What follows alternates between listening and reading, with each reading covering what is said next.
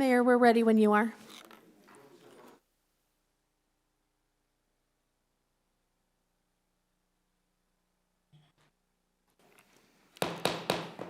Madam Clerk, please start the meeting. Yes, Mayor, please go ahead. I hereby call the Santa Ana City Council meeting to order. This meeting is taking place with in-person attendance and by teleconference via Zoom. The public may access the meeting via the Santa Ana YouTube channel or the city's website. Please bear with us as the technology may disrupt the flow of the meeting. Madam Clerk, please conduct the roll call. Councilmember Becerra. Councilmember Hernandez. Councilmember Lopez. Councilmember Peñalosa. Councilmember Fan. Here. Mayor Pro Tem Vasquez. Present. Mayor Mesqua. Present. 4 members, that is a quorum. Thank you, Madam Clerk. Are there any additions or deletions to the closed session agenda? There are none. Do any council members need to announce their abstentions on closed session items? Yeah. Madam Clerk, do we have any speakers for closed session? No, we do not. Councilmember Fan, anything before we move out? Back to closed session? Thank you, Mayor. I'd like to announce that I will be using the Just Cause provision of the Brown Act tonight to attend the rest of the meeting via teleconference and on Zoom. So I will be leaving after the presentation tonight. Thank you. Thank you so much for sharing that. We will now recess this portion of the meeting to consider items listed on the closed session agenda.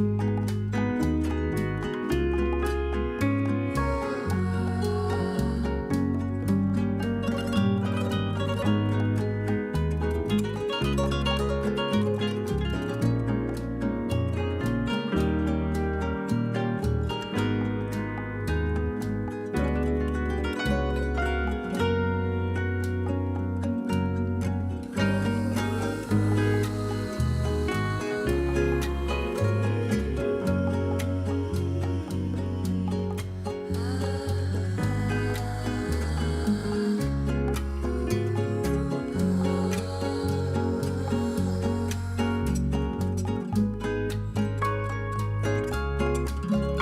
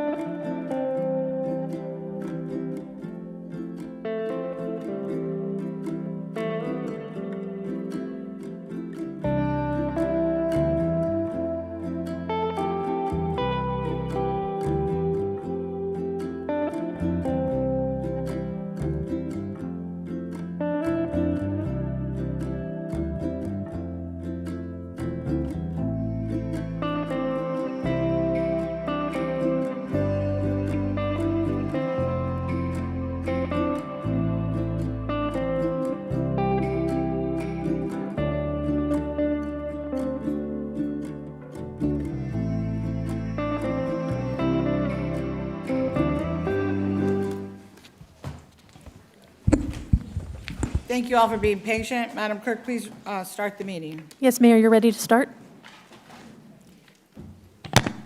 I hereby reconvene the Santa Ana City Council meeting to order. This meeting is taking place with in-person attendance and by teleconference via Zoom. The public may access the meeting via the Santa Ana YouTube channel or the city's website. Please bear with us as the technology may disrupt the flow of the meeting. As a reminder, this is a meeting to conduct the business of the city. As mayor, I am afforded the opportunity to call for a recess or break or to even clear the meeting room if a meeting becomes too disruptive to properly conduct business. Warnings will be provided prior to any action being taken. We appreciate your cooperation. For everyone's safety, per the fire marshal, please do not stand or place objects in the aisles, in front of the dais, along the back wall of the council chamber, or in front of the entrances or exits. During city council presentations and oaths of office, guests of individuals being recognized are invited to come to the front to take photos. Madam Clerk, please conduct the roll call. Councilmember Becerra? Here. Councilmember Hernandez? Present. Councilmember Lopez? Here. Councilmember Peñalosa? Present. Councilmember Fan? Here. Mayor Pro Tem Vasquez? Present. Mayor Mesqua? Present. 7 members present. Let's proceed with the Pledge of Allegiance. Councilman Becerra, if you could lead us in Pledge of Allegiance, please. Please place your right hand over your heart. Ready? Begin. Pledge allegiance to the flag of the United States of America and to the republic for which it stands, one nation, under God, indivisible, with liberty and justice for all.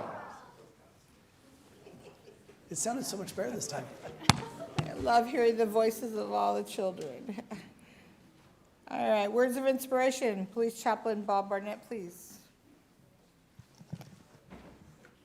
Simple prayer. Great to hear the kids' voices, though. It is. Lord God, we're so privileged to be here and gather together to do the work of the city that blesses our people, blesses our businesses.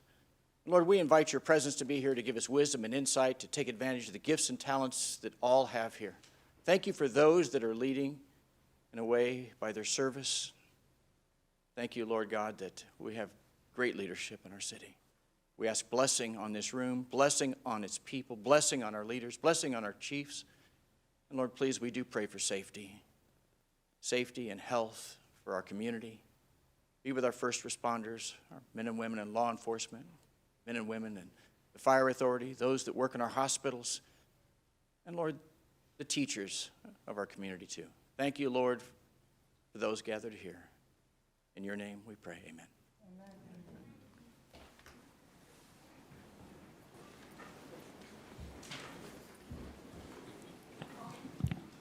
Madam Clerk? Yes, thank you, Mayor. So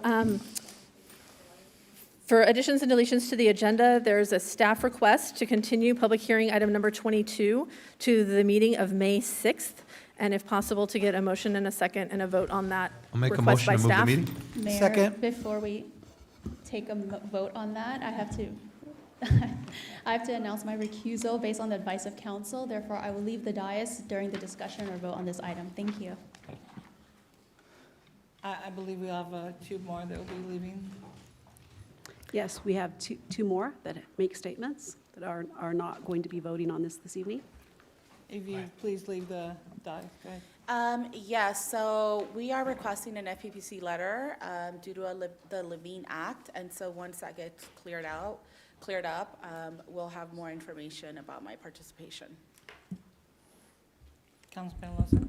And that the advice of the city attorney, I have to recuse myself because of a residential lease that I have in the vicinity, and we are also waiting an FPPC letter that the city attorney has requested. So I will be leaving the room.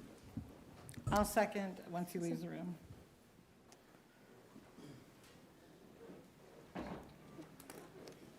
I'll make a motion, Madam Mayor, to move this item to the May 6th council meeting. I'll second that. Motion by Councilmember Hernandez, seconded by Mayor Amesqua, to continue public hearing item number 22 to the May 6, 2025 City Council meeting. Councilmember Becerra? Yes. Councilmember Hernandez, Yes. Mayor Pro Tem Vasquez, Yes. Mayor Mescua. Yes. Vote is 4 ayes, no nays, with 3 noted recusals by Councilmembers Fan, Lopez, and Peñalosa. Item number 22 has been continued to May 6th. Thank you. So once again, on public hearing, item number 22 is continued. Thank you all for being here for that item. Okay, let's go on. And just to clarify, that means the public hearing will not be heard, so no public comments will be received on that item this evening. So just for clarification, Madam Clerk, so that we all understand and those in the audience, there will be no public comments on that item. That is correct. Okay.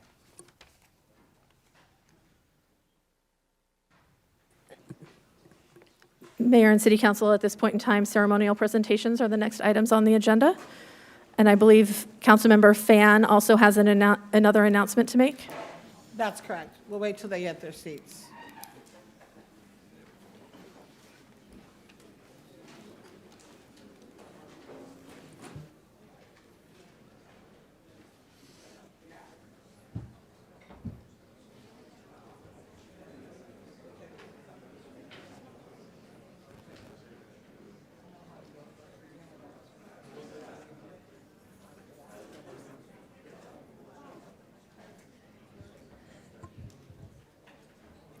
Go ahead, Madam Clerk.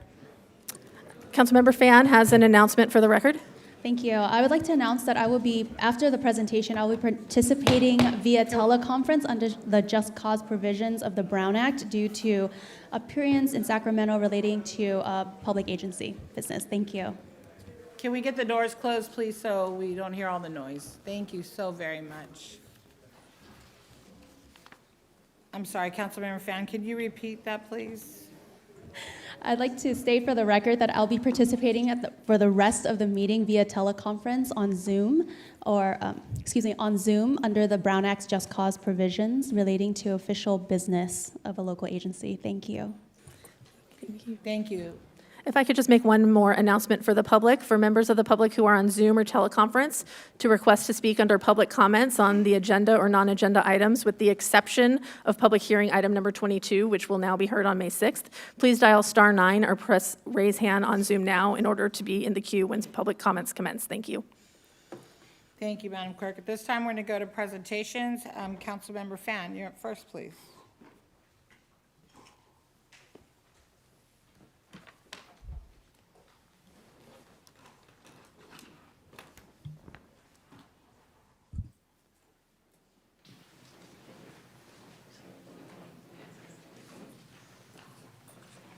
Thank you. Hi, good evening, everyone. Okay. So today's proclamation is to commemorate the 50th anniversary of the fall of Saigon, which occurred on April 30th, 1975. So a little bit of history, because I know a lot of our residents don't know what Black April is. So on April 30th, 1975, South Vietnam fell to communist forces, marking what we consider the fall of Saigon. This event not only led to one of the largest mass exoduses in modern history, but also signaled the beginning of a new chapter of the Vietnamese people, both in Vietnam and abroad. The fall of Saigon, through a time of immense tragedy, also marked the birth of the vibrant Vietnamese American community we know today. So every year, those of us in the Vietnamese diaspora come together to commemorate what we consider as Black April, or in Vietnamese, it's called Tháng Tư Đen. This period allows us to reflect on the hardships endured by our families, the lives lost, and the incredible strength that emerged from such devastation. It is a time of remembrance and renewal. Between 1975 and 1995, over 3 million people fled Vietnam, escaping the ravages of war and political persecution. My family and I were one of those. In fact, my name, Thai Viet Phan, means Vietnamese person born in Thailand, because I was conceived in Vietnam, but born near a Thai refugee camp. Many of my friends and community members were born in refugee camps or on the way, in Hong Kong, in Guam, Thailand, and many other places. The majority of these refugees found new homes in the United States, obviously here in Southern California, having the central hub of the Vietnamese diaspora in the world. Today, we have Little Saigon, which in Santa Ana is commemorated by our Little Saigon sign. And what a lot of people don't know, Little Saigon in Orange County was founded in Santa Ana.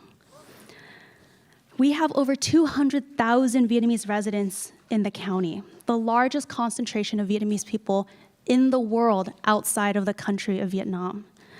As of 2021, the American Community Survey found that there were over 30,000 Vietnamese residents living in Santa Ana, the majority of whom live in Ward 1. This neighborhood represents, or this area represents both the history of our past as well as the bright future that we are building. So who am I, who are we issuing the proclamation to this year?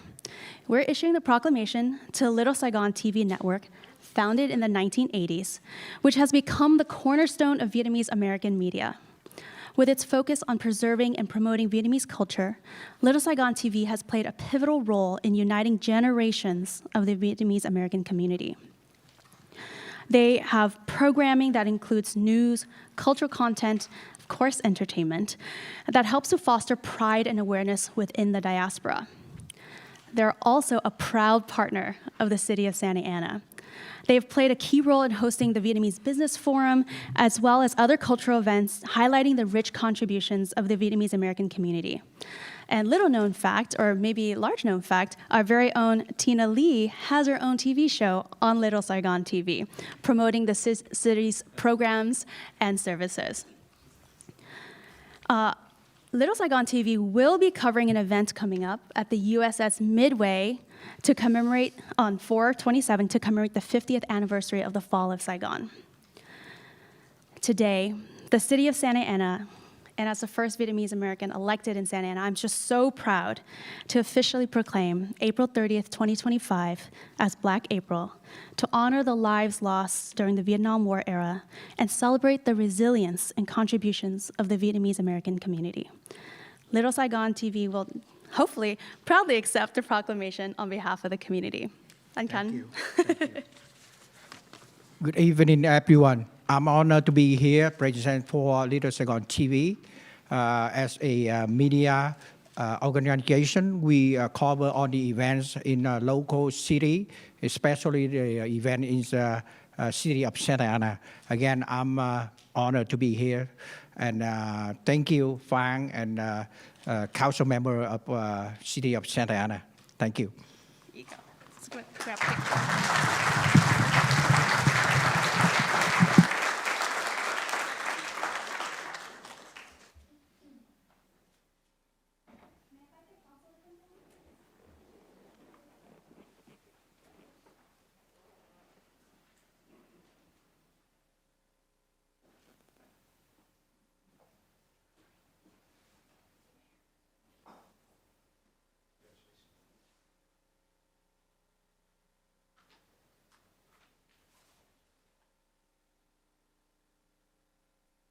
Sorry, because I don't mind today because this is a black paper. Make sure that our picture is good.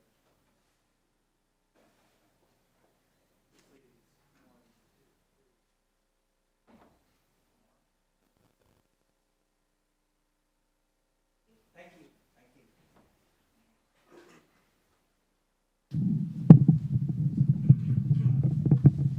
We didn't smile.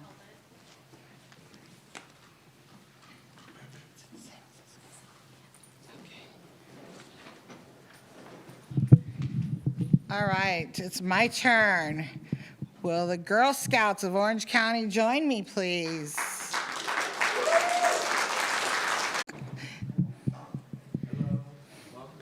Hello, how are you? Hi, girls, come on close, come on. Come on, come around, come around. Somebody's gonna speak tonight, who's gonna speak? One of you are gonna speak. Somebody's gonna speak tonight. You gonna pick one? Oh, you wanna speak? Oh, just to volunteer. Oh, you'll pick, okay. All right, well, as you can see, I am surrounded by lovely young ladies. Can you all see them? Yes. All right. So March 12th, I know it's April 1st, but we had to get them on the calendar here. It's an honor to stand before you today as we celebrate a monumental milestone, the 113th anniversary of Girl Scouts of the United States of America. That's right. Which was founded by Juliet Gordon Low on March 12th, 1912. 1912, wow, you guys have been around a long time. For over a century, Girl Scouts have been dedicated to its mission to build girls of courage, confidence, and character who make the world a better place. This enduring mission continues to inspire and empower millions of girls and women, shaping the leaders of tomorrow. Today, Girl Scouts offers innovative and exciting programming in science, technology, engineering, math, the outdoors. You guys still go outside and play, right, in camp? Yes? Okay, good. Entrepreneurship, and so much more, providing girls with invaluable life skills and experiences through the Girl Scout leadership experience. On this special anniversary, we also celebrate the legacy of Juliet Gordon Low, whose vision and leadership laid the foundation for this global movement. Her commitment to helping girls grow physically, intellectually, socially, and spiritually continues to shape Girl Scouts today. Juliet believed in the importance of public service and civic engagement, and this remains a cornerstone of the Girl Scout experience. Today, Girl Scouts learn about government, and I want you to know they've been in my office several times to have a meeting with me. They called and asked to meet with me. Engage with elected officials and are inspired to become active, civically minded individuals ready to create positive change. And they love riding in the parade with me, and I love having them. You guys will join me again this year, huh? That's right. Girl Scouts also carries forward Juliet's lifelong love for nature and the environment, encouraging girls to spend time outdoors and participate in activities like summer camp, connecting them to the natural world, and fostering a sense of environmental stewardship. Juliet's vision transcended national borders. She utilized her global network to create a movement where girls can forge lifelong friendships and become global citizens dedicated to making a positive impact. In Orange County, Girl Scouts empower 15,000 girls from every zip code. Let me say that again, 15,000 girls. To honor Juliet's legacy and the Girl Scout movement, the United States Mint released the Juliet Gordon Low Commemorative Quarter on March 25th, 2025, further symbolizing the impact of girls and women everywhere. It is great pride that I declare March 12th, 2025, I'm sorry I'm late, but we're still doing it, to be Girl Scout Day to honor their incredible impact over the past 113 years. Let us all support and celebrate the Girl Scouts in our community as we work toward a brighter future for our girls and women everywhere. Happy 113th anniversary, Girl Scouts. Thank you so much.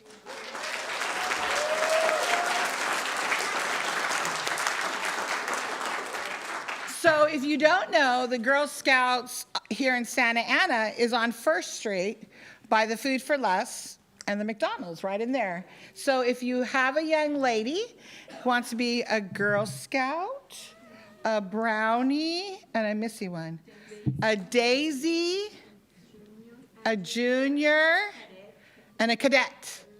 The office, the Girl Scout office is off of 1st and, oh, is it Orange?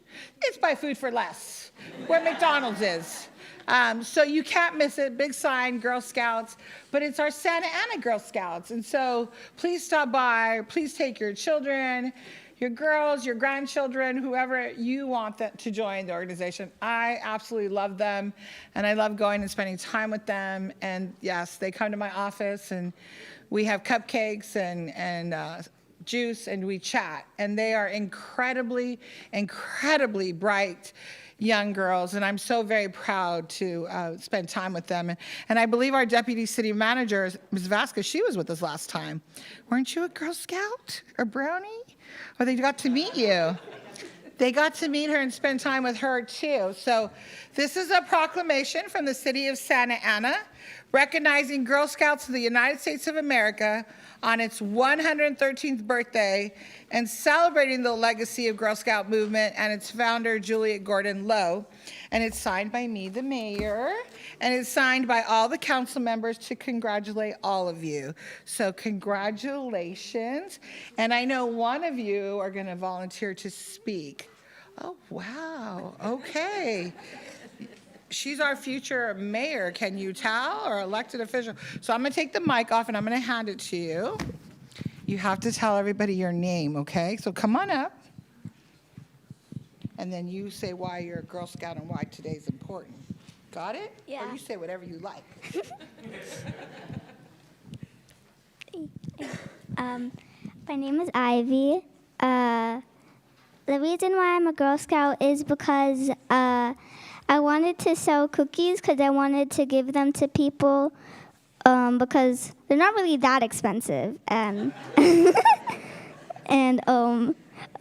people that don't have that much money can still buy them. Tell them how much they are.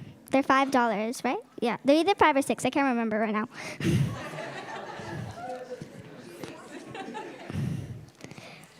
And yeah, why are you a Girl Scout? that's the reason. Just for the cookies? Just for the cookies. All right. I've made a lot of friends here, so I like it here. I'm not gonna leave anytime soon. You're not leaving anytime soon. That's good to hear. You can't get rid of me that easy. I'm staying. All right, you're staying. Cool. Okay? Yes. All right, let's give her a round of applause.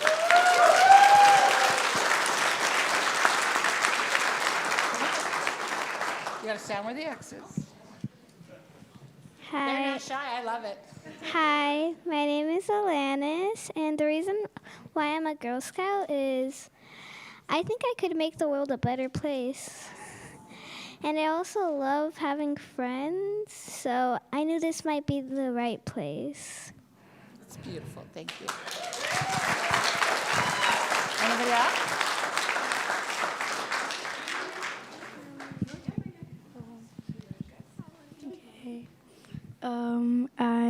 My name is Maylin, and a reason that I wanted to be in Girl Scouts, I'm kind of nervous, is because I get to learn how to make the world a better place and get to know the mayor, and like I get to show my other my nature self for my other part of me that I really don't show to a lot of people, and yeah, that's why I like being a Girl Scout.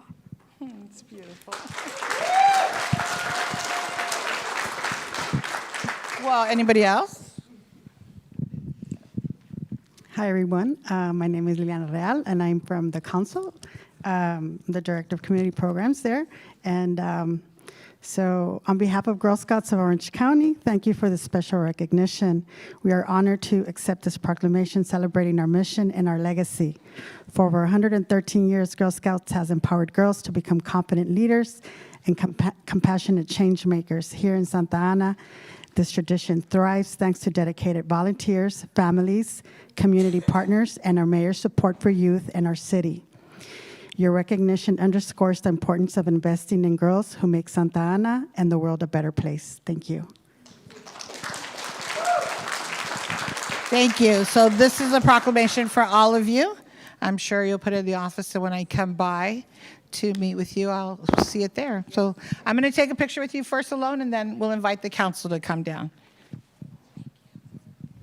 All right, girls, can I squeeze in here? All right, let's squeeze in and take a picture. You're on TV.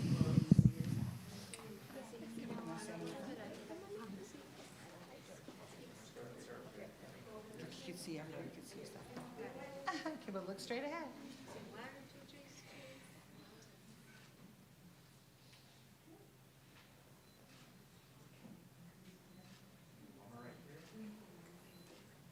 Okay, now everybody look at Paul.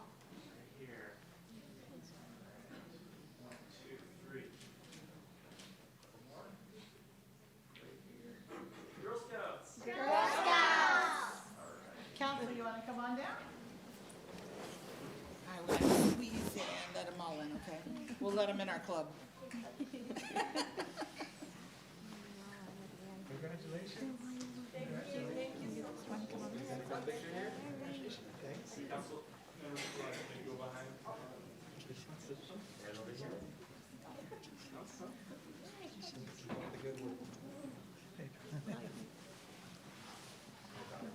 This is our future leadership right up here.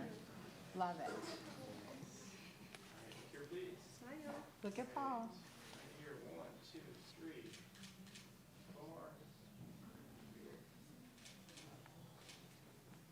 All right, I'll see you guys soon, okay? Thank you.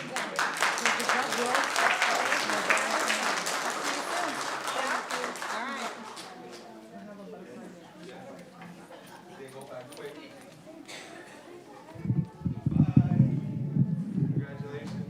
Bye, girls.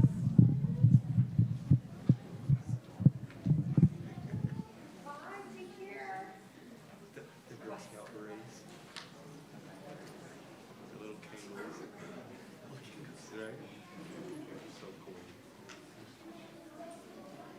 Makes it all worth it.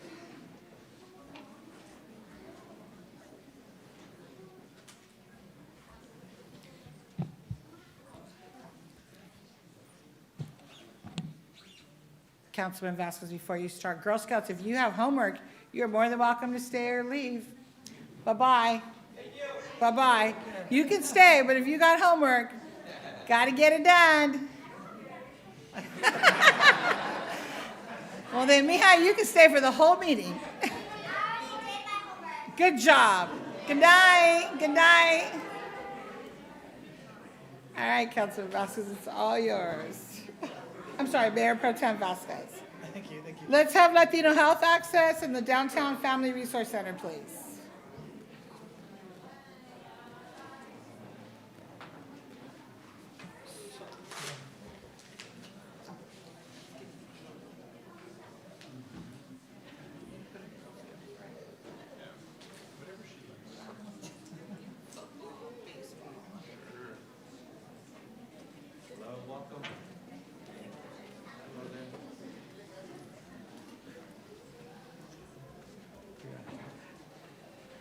Good evening, everyone. It is an honor to stand before you today to recognize the critical importance of child abuse prevention and the work being done by organizations like Latino Health Access and the Downtown Family Resource Center. Tonight, we are proclaiming April as Blue Ribbon Month. These organizations will be hosting a series of events throughout this month to commemorate Blue Ribbon Month, also known as Child Prevention Month, Abuse Prevention Month. Blue Ribbon Month serves as a platform to highlight the importance of prevention efforts and how we can work collectively to protect children. This observance emphasizes the need for creating safe, nurturing environments where children can grow, thrive, and reach their fullest potential. Our children deserve to be surrounded by love, support, and safety, and it is our shared responsibility to ensure they are provided with the resources and environments necessary to prosper. This month is not only a time for awareness, but also a call to action. It provides an opportunity for individuals, families, and organizations to unite in support of initiatives that raise awareness and encourage education.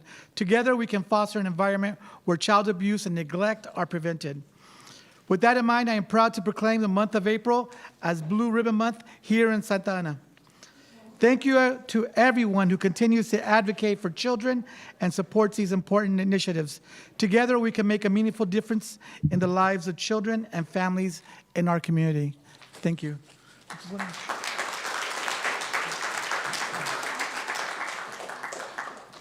On behalf of Latino Health Access Downtown Family Resource Center and Families and Communities Together, Orange County, and the Race Foundation, we would like to thank Mayor Pro Tem Vasquez and the council members for proclaiming April as Blue Ribbon Month.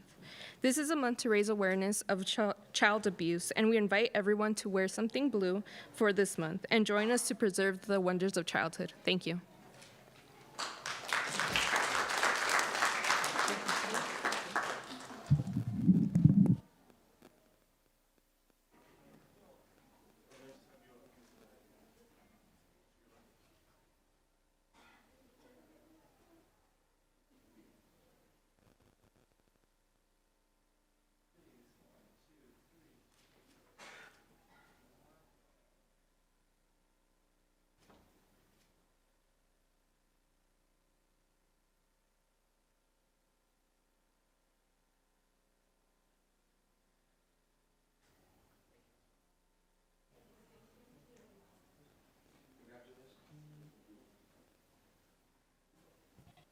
Great, thank you. At this time, Councilmember Lopez, please. The Cambodian family.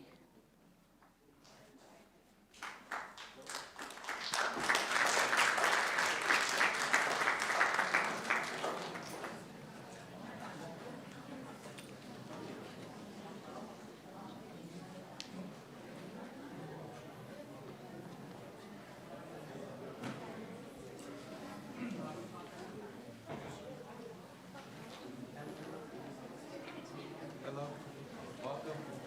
Hello, good to see you. Hello, good to see you. Hi, nigga. Hello. Hello. Hello. Hello.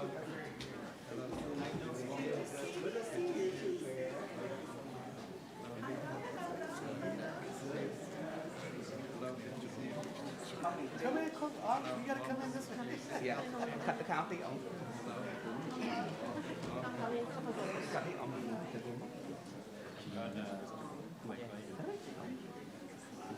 Happy Cambodian Heritage. Happy Cambodian New Year. Hello.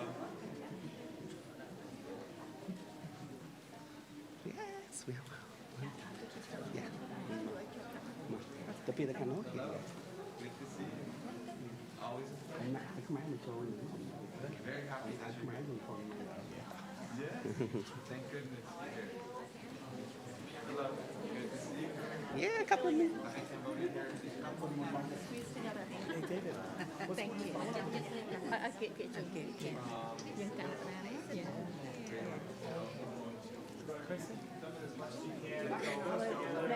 This is Princeton on here.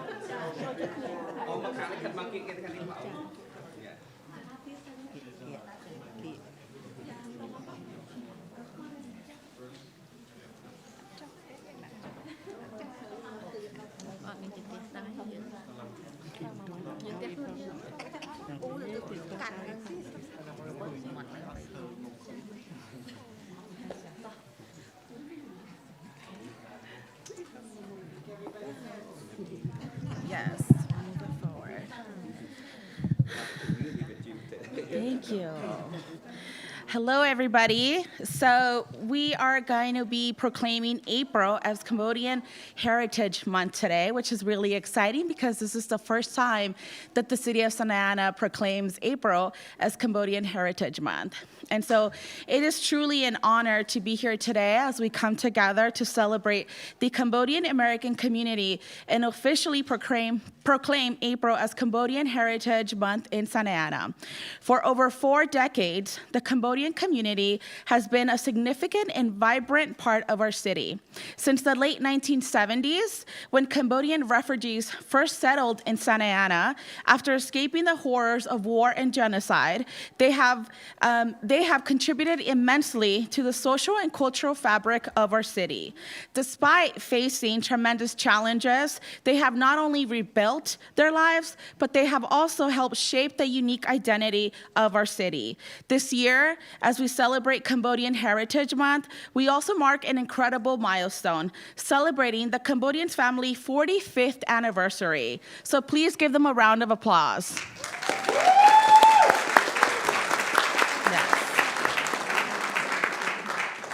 Since its founding, the Cambodian family has been at the forefront of supporting and empowering the Cambodian American community here in Orange County.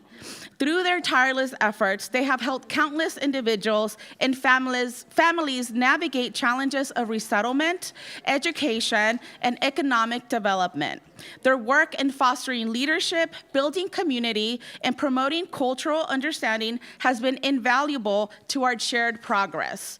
The Cambodian American community, along with organizations like the Cambodian family, has enriched our city with countless ways, from founding temples, mosques, and other vital community institutions to creating businesses that have become staples of our local economy. Their contributions are evident everywhere you look. They've also made a profound impact on our city's culture, producing beautiful art, celebrating their traditional New Year, sharing their rich heritage with the broader community. Beyond their contributions to the economy and culture, the Cambodian American community, alongside organizations as the Cambodian family, have played an essential role in civic engagement. They work tirelessly to improve their own lives and the lives of others, creating opportunities for growth and well-being in the face of adversity. Through their activism and involvement in public life, they become an integral part of what makes Santa Ana the thriving and diverse city that it is today. This month, as we celebrate Cambodian Heritage Month, let us take the time to learn more about the history, culture, and achievements of the Cambodian American community. I encourage everyone in our city to participate in the many events and activities happening throughout April to recognize and honor the lasting impact of the Cambodian people and the impact that they have had in our city, and to celebrate the work of the Cambodian family in supporting the vibrant community. It is important that we continue to celebrate the diversity that makes Santa Ana so special and ensure that all communities are respected, valued, protected, and heard. Thank you for being here to celebrate this important moment in our city's history. As I said at the beginning, this is the first time that the city proclaims April as Cambodian Heritage Month. And so now, therefore, I, Councilwoman Jessie Lopez, with great honor and pride, do hereby proclaim April as Cambodian Heritage Month in Santa Ana. This proclamation stands as a testament to the strength, resilience, and unwavering spirit of our beautiful Cambodian community. As we acknowledge this month, we also recognize the sacrifices made by those who did not make it. I stand in solidarity with our Cambodian brothers and sisters who have triumphed over adversity. I celebrate their contributions of those who have worked tirelessly to help refugees seek a better life, and we express our gratitude to their dedication. I am deeply proud to present the Cambodian community, and I am committed to ensuring that their stories, their legacy, and their incredible journey are heard and shared not just in Santa Ana, but throughout the county and beyond. Our Cambodian community is not defined by tragedy alone. We are a community full of joy, resilience, hard work, and above all, hope. We are the dreamers, the doers, and the builders of a better future. By designating this April as Cambodian Heritage Month, we solemnly commit to never forgetting the atrocities that took so many lives too soon. We vow to honor those lives, to remember their sacrifices, and to ensure that we continue the hard work needed to protect human dignity and prevent such horrors from ever happening again. I would like to extend my heartfelt thank you to the Cambodian community leaders who work tirelessly every day, every year, for as long as you've been here, to protect and preserve and celebrate your culture and your heritage and traditions. Your work is invaluable, and Santa Ana will always be a better place because of you. Thank you. You're welcome. Together, we stand united, and together we celebrate the beauty, the strength, and the legacy of the Cambodian community. Thank you for this honor. Thank you. Would you like to hold this?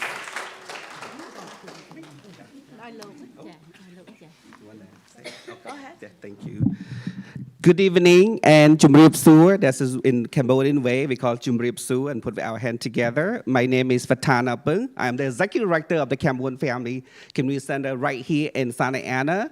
First of all, I would like to express my sincere thanks to our mayor and our entire city council for making this historic decision to proclaim April as Cambodian Heritage Month, which is translated into Khmer as Khai Batekapon Chiet Khmer. I would like to express my special thanks and gratitude to Councilwoman Jessie Lopez for your historic initiative to help introduce this important proclamation. Thank you. Can I get a big round of applause for our entire City Council and Council member, please? Thank you. 45 years ago, The city of Santa Ana welcomed Cambodian refugees with open arms. The Cambodian family was founded in 1980 when Cambodian refugees were resettled in Santa Ana after escaping the war and genocide in Cambodia. Beginning in 1980, our Cambodian refugees settled in Santa Ana's mini street. Feeling compelled to address the desperate needs of their community, a small group of more skilled and knowledgeable Cambodian refugees came together, pooled their resources, and took action. They rented a small apartment in the Main Street neighborhood and volunteered their time teaching English and provide critical resettlement services to help their fellow community members overcome their recent trauma from the genocide, learn new skills, and move forward with their lives in America, especially in the city of Santa Ana. Over the years, our services have been expanded to immigrants and refugees from around the world. As Councilwoman Jessie Lopez mentioned in her proclamation speech, this year we celebrated 45 years of services and resiliency to our mission of providing refugee and immigrant families with the opportunities to develop the knowledge, skill, and desire for creating better health and well-being in their life. We would not have been possible to do that without the city's support and without community strength and resilience. On behalf of my community, I praise Santa Ana for creating a home for Cambodian Americans, for helping us rebuild our lives, our temples, our mosques, our churches, and our community centers. Not only has the city kept our cultural heritage alive, but helped us thrive and build a distinct Cambodian American identity. Our Cambodian American community in Santa Ana has contributed to the city economic development through iconic donut shops. And so if you've been to one of the donut shops in the city of Santa Ana, more likely to be owned by the Cambodian community, and ask them, are you Cambodian? That's the one thing you can do too, to ask them. And also, we have contributed to cultural diversity through our thriving visual and fine arts, and has empowered our community to overcome decades of trauma and resettlement. Just last year, the Cambodian family outreached to over 66,000 diverse community members and served over 8,600 clients. April 17 marked the 50th anniversary of the fall of Cambodia into the Cambodian genocide, which killed over 2 million people. April is also a time for us to remember the dark moment in our human history, which is known in our Cambodian American community as Remembrance Day. April is also a time to celebrate our New Year's. Therefore, proclaiming April as Cambodian Heritage Month means so much for our Cambodian American community members in Santa Ana and beyond. As you see, our Cambodian American community members, from our children to elders to our Buddhist monk leaders to from our mosque leaders, are here today so excited and have packed the City Hall to celebrate this historic moment with all of you. And I would like to take this opportunity to thank our board of directors, staff, community partners, community leaders, religious leaders, community members, ethnic media representatives from Khmer TV all the way to the back there, to come here for showing up today to celebrate the Cambodian Heritage Month and the diversity in the city of Santa Ana. To the city of Santa Ana and all of its residents, thank you for welcoming us into your home. April is so significant for Cambodian people, and I sincerely invite all of you to join the many events and activities happening throughout this month and recognize and honor the lasting impact Cambodian people have had on our city. And to also celebrate the work of the Cambodian family in supporting the vibrant community. Please join our upcoming Cambodian New Year celebration in the city of Santa Ana on April 19. And please allow me to say a few words in Khmer Cambodian for our elders who are monolingual and did not understand much of the English that I'm talking.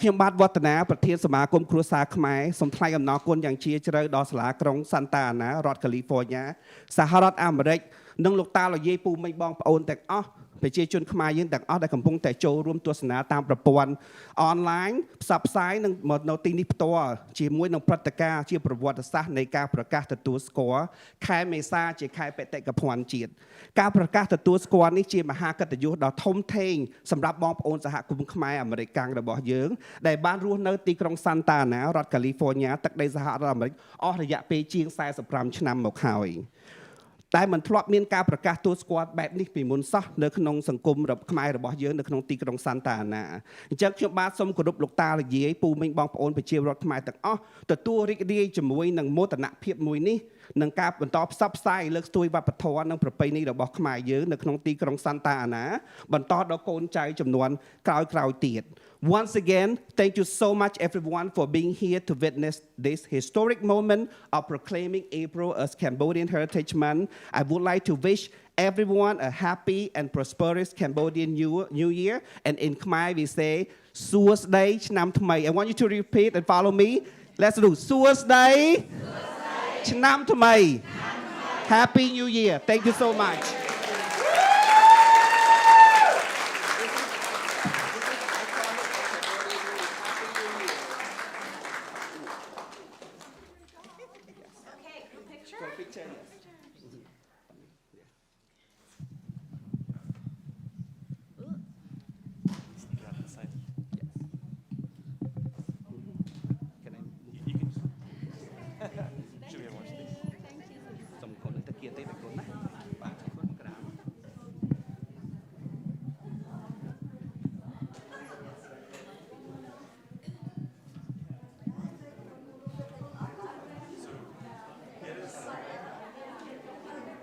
Okay, everybody get as close together as you can. All right.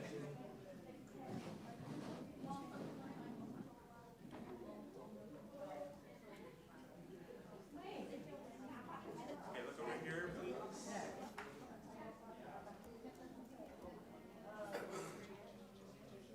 Go ahead and look at those. Yeah. Body up here. So 1, 2, 3.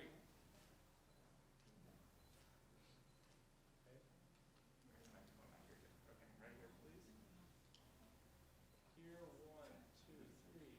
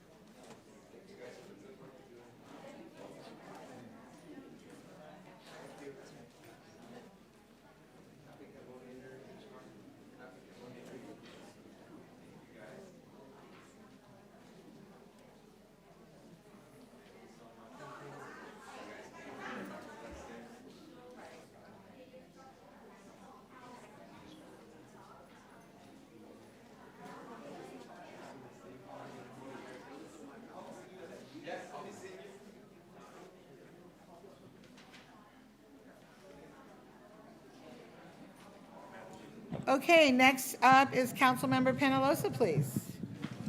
Viola Sanchez. Viola.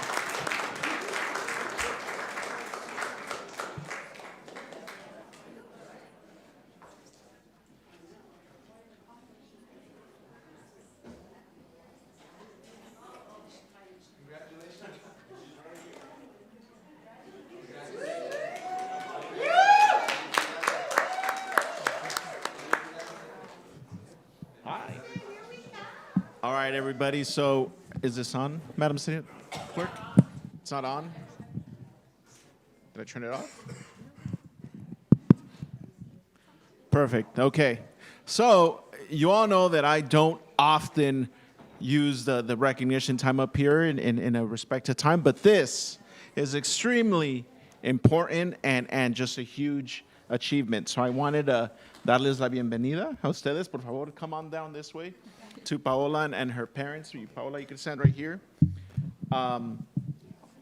So today, I'm honored to recognize Paola Sanchez, a proud resident of Ward 6's Memorial Park neighborhood, like myself, where I grew up, for her outstanding academic achievements and accomplishments. Growing up in a low-income family of 4, Paola spent much of her life in a small one-car garage-sized room in another family's home. Her father, right here, a janitor, and her mother, a former waitress, worked tirelessly to provide a better life for Paola and her sister. Despite these challenges, Paola dreamed of a future beyond the confines of her small room, aspiring to one day work on Wall Street. She was determined to break free from her circumstances and build a better future for herself and her family.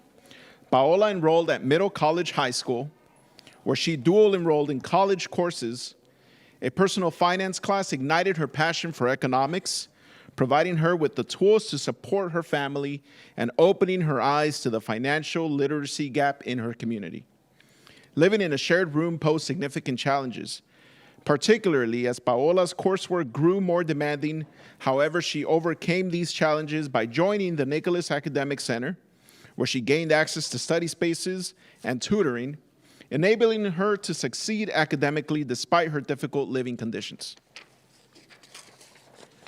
Paola's participation in speech and debate took her across the country, providing her with a platform to address important, often overlooked issues, such as the women of Ciudad Juarez.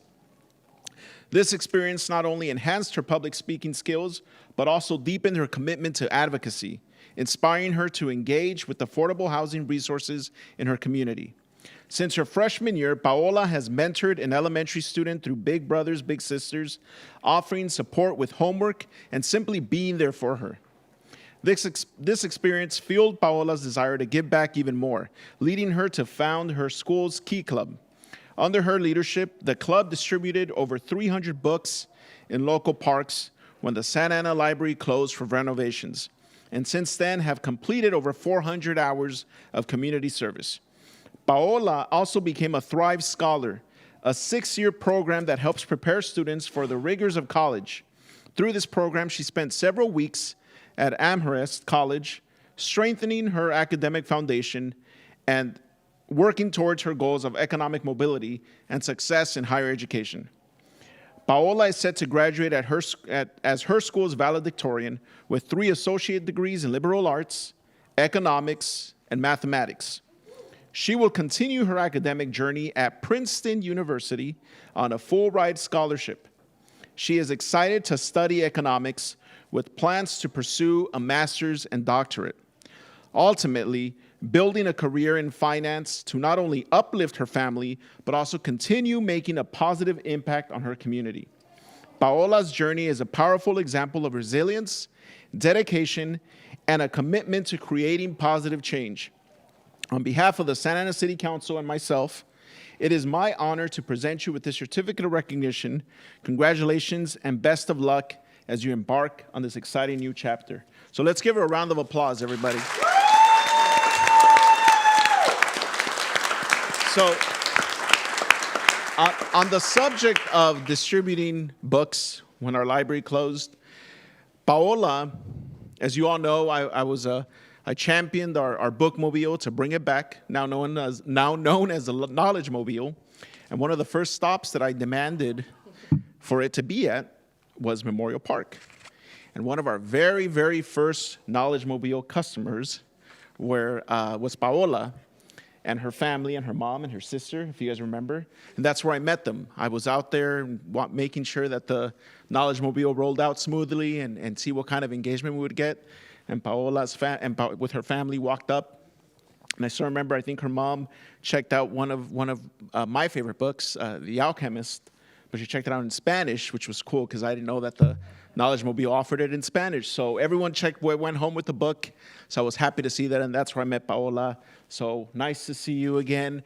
Paola is the story of thousands of people in our community, like myself, like people on this dais, everyone out there. I'll say this in Spanish because I want to make sure that the parents understand fully que muchos de nuestros residentes son inmigrantes a este país y sacrifican tanto, muchísimo, sacrifican sus vidas, dejan todo lo que conocen para ir a ese país nuevo, a seguir ese sueño, y esto es el logro, el esfuerzo que ustedes han hecho y el sacrificio. Esto es, ojalá que tomen eso y que sepan que no fue por nada. Y siempre trato de también decirle, mi mamá, pienso en ella también, misma historia, de huir de México y venir aquí como inmigrante y sacrificar tanto para que nosotros, sus hijos, puedan tener esos sueños y hechos realidad. So, muchas gracias a ustedes por su esfuerzo y por el sacrificio que han hecho para sacar a Paola y a su familia adelante. So, muchas gracias. Paola, this is for you. If you want to come up and say a few words, and familias, si ustedes también quieren decir algo, por favor, pasen. First of all, I want to take a moment and thank the mayor and the city council for all the work they have done to help families in Santa Ana and for presenting me with this award. I'm extremely grateful for my family, for all the works. This award is a testament to all the challenges we have faced and overcome, and everything that is still ahead. I want to thank my family, specifically my parents, for their sacrifices and their support. My community for giving me everything. I promise to continue giving back. And to the programs that have shaped who I am, such as SAUSD Speech and Debate, Nicholas Academic Centers, and ESALI. And I want to thank everyone who has supported me in my journey. Thank you so much. Mamá, papá, ¿algo? ¿No? Pase, por favor. Solo quiero dar las gracias por todo el trabajo que hacen a todos los council members, a la alcaldesa, gracias por todo el apoyo que nos dan a la comunidad, por preocuparse siempre por nosotros, y pues solamente soy agradecida y solo quiero dar gracias a todos. Gracias por todo el trabajo. Y que viva Guerrero. Son de Guerrero igual que yo, so Guerrero, México. All right. Nos tomamos una picture.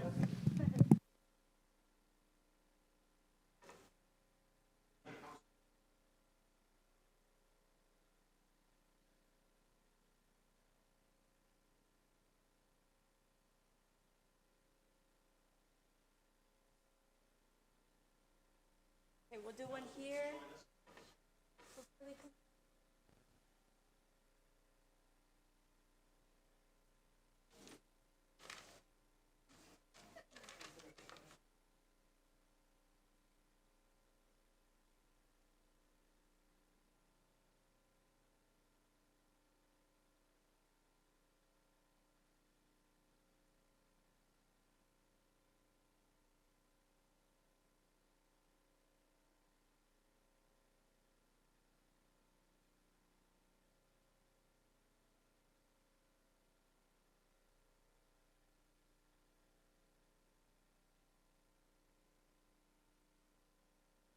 Okay, we'll do here. One.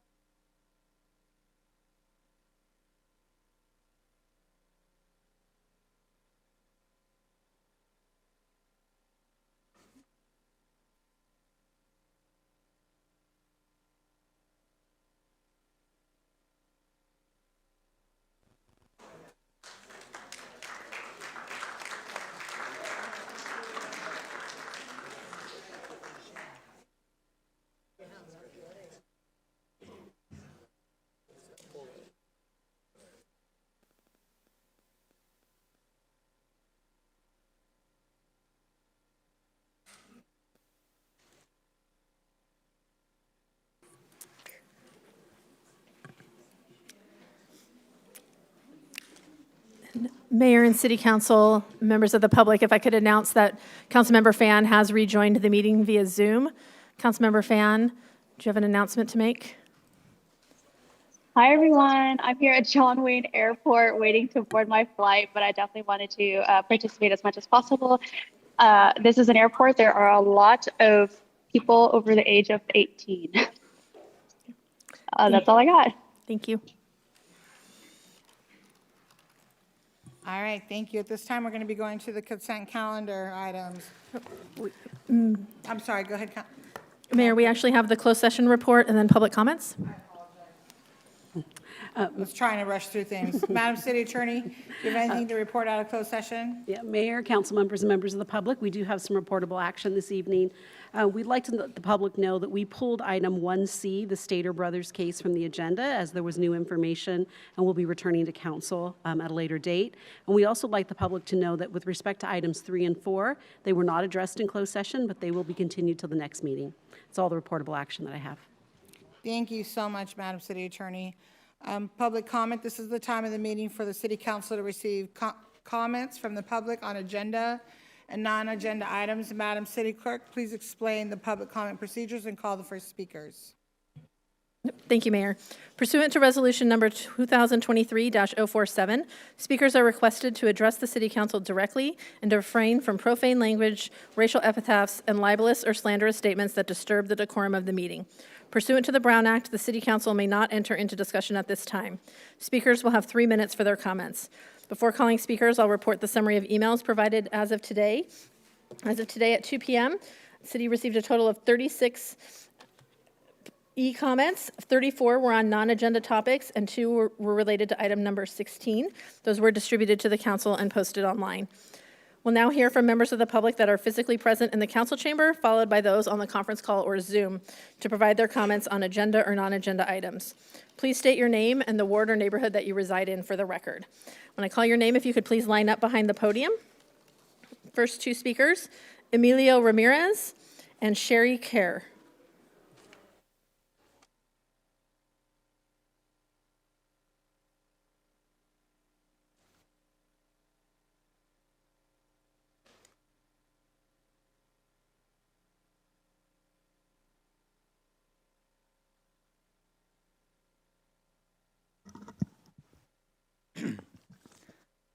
Dear Honorable Mayor Mesqua and members of the City Council, I'm here today as a concerned resident of Ward 3 regarding the City of Santa Ana's plan to spend $788,000 on Agenda Item 12 to widen Dyer Road for the 55 freeway access.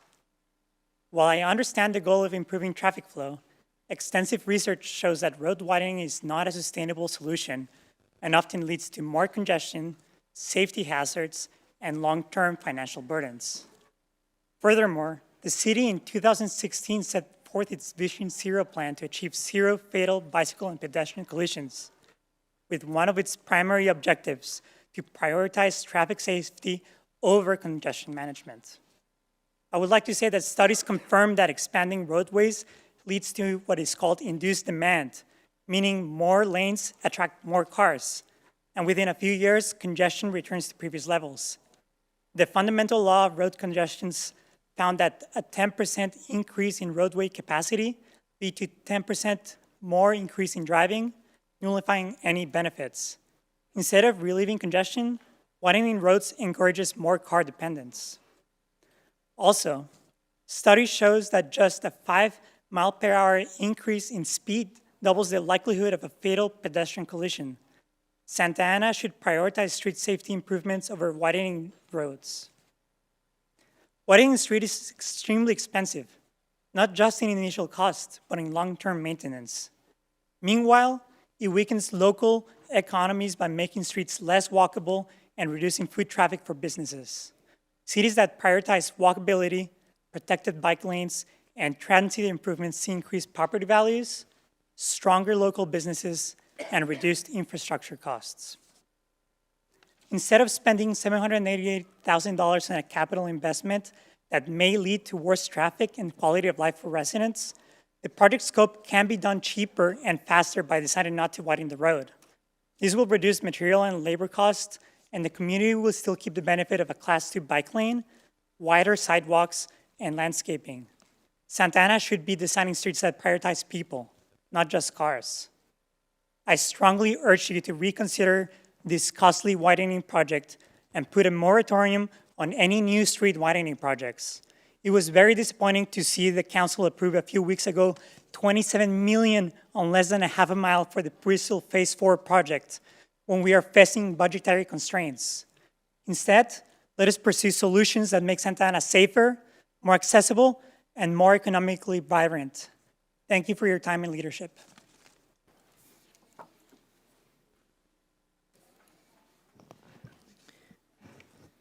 Can you hear me? Okay. I have to read from this. I am Cherie Kerr, founder and artistic director for the Orange County Crazies, which is a theater, a performance, a comedy school at the DiPietro Performance Center located at 809 North Main, next door to the Orange County School of the Arts. Together, we share a parking lot. For the past year, the school has designated the parking lot as a dismissal center for its students, Monday through Friday between 3 and 5 p.m. This arrangement is a mess and it's extremely dangerous. I'm mostly here to talk about safety, which I've heard a lot of tonight. We are concerned not only for the safety of their students, but for our students as well, our patrons, our clients, and our employees. The school has effectively closed off all 3 of the driveways on the property. One at 8th Street has cones across it, little ones. One with a sandwich board saying parents pickup starts here.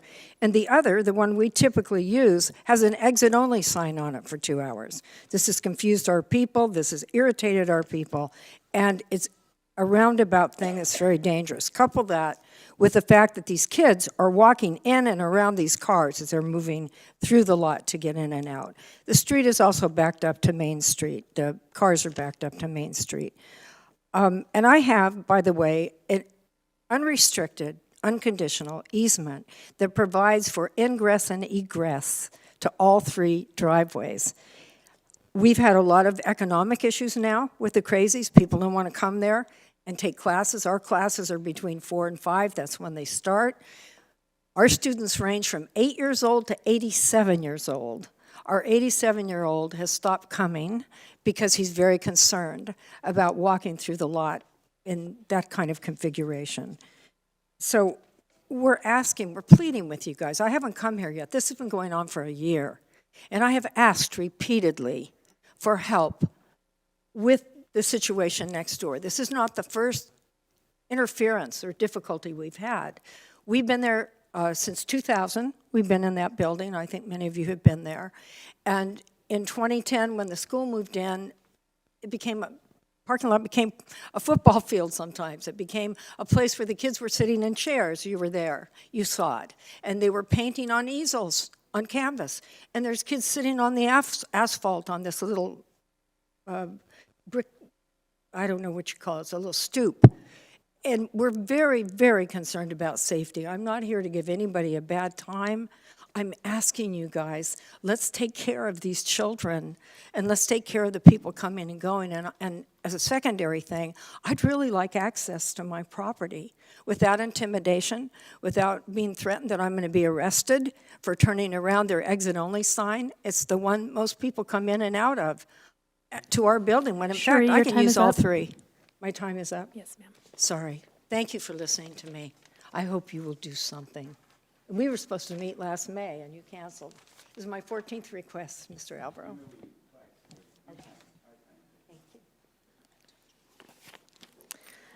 Mayor and City Council, that concludes the public speakers that are present. We will now call the one Zoom speaker. When unmuted, please announce your name and the ward or neighborhood that you reside in within the city of Santa Ana for the record. Victor Mendez. Hello, can you hear me? Yes, go ahead, please. Oh, hi, thanks. So I just want to talk briefly about item 20. It's a proposal that requests 13 FTEs to the water department. The proposal purports to improve delivery of maintenance, repairs, and improvements in the Santa Ana water system. And I'm not here to argue that point. Sounds like a good proposition. But however, this proposal is really lacking in some really key areas of finance. And I heard where this young lady wants to go to Princeton and study finance. Well, some of these comments are a good lesson for her. First of all, the financials are incomplete. All you're getting is just the wage level, the wage amount. You don't have anything loaded for benefits. You don't have anything for the retirement expense. You have nothing regarding workers' compensation. Certainly these internal workers or employees are going to need equipment and tools, and of course, training. None of that's included in this proposal. Also, there's just really no estimate for cost savings. This is supposed to be a cost beneficial exercise or strategy, but all there is a vague reference that the savings are longer term. Well, what do you mean by longer term? How long is it going to take? to actually start recouping these costs and show some benefit back to the residents and the businesses that actually pay for this. And again, these are residents and businesses that pay this jointly out of the water rates that they pay back to the city fund. The fact it's funded by ratepayers outside the general fund should preclude the inclusion of these really fundamental components of basic cost benefit analysis. Again, this is just basic. Again, I'm not disputing the intent here. It's just that the proposal itself is just so lacking in fundamentals. So I just really recommend the council request a more complete proposal before committing hard-earned money of residents and businesses people who have to work really hard to get where they got to go and to pay for the great water that we do have in Santa Ana. Finally, on a side note, I just want to encourage all residents to watch the UCLA's women's basketball team, the #1 team of the nation, this Friday. It's been 30 years since UCLA took home a national basketball title, and this time the women are stepping up to get this job done. And the fact that SC is staying home and watching this on their own TV makes it all the better. Take care and have a great night. Mayor and City Council, that concludes the public speakers this evening. Thank you, Madam City Clerk. At this time, we'll be going to the consent calendar items 6 through 19. Consent calendar items 6 through 19 are before us. Council members, please announce any items that you'll be abstaining from due to a conflict, and if there are any requests to pull an item from the consent calendar for further discussion. Councilmember Hernandez. Yes, thank you, Madam Mayor. I'd like to pull item number 16 for a comment, and then I would like to move the consent calendar and register a no on item 12. Thank you. Councilmember Becerra. I'll pull item 17 and then second the motion to approve the rest. I'm sorry? Excuse me, sorry. I said I'll pull item 17 and second the motion to approve the rest. Thank you. Councilmember Lopez. No items to pull. Thank you. Councilmember Penalosa. No items, Mayor. Thank you. Mayor Pro Tem. No items to pull, thank you. Thank you, and I have no items. And there is a motion on the floor. And a What second. about me? I'm sorry. Oh, I apologize. Councilmember Fan, I usually see you next to me. Councilmember Fan. I just need to recuse myself. I'm so sorry, I don't have the number, but it's the item involving the city of Anaheim, as at the time of my employer with Daniel Tucker. I'll recuse from that item. Thank you. I'm sorry, I can't understand you. I believe, correct me if I'm wrong, Councilmember Fan, but you said you were recusing yourself on an item pertaining to the city of Anaheim? Yes, it's the joint agreement with Anaheim, Orange, and a couple other cities. Do you have a number, Madam City Clerk? 18. 18. Thank you, Councilman Hernandez. Councilmember Fan, is that the only item? Yes, boss. I think I heard yes. Okay. All right, there's a motion to approve and there's a second.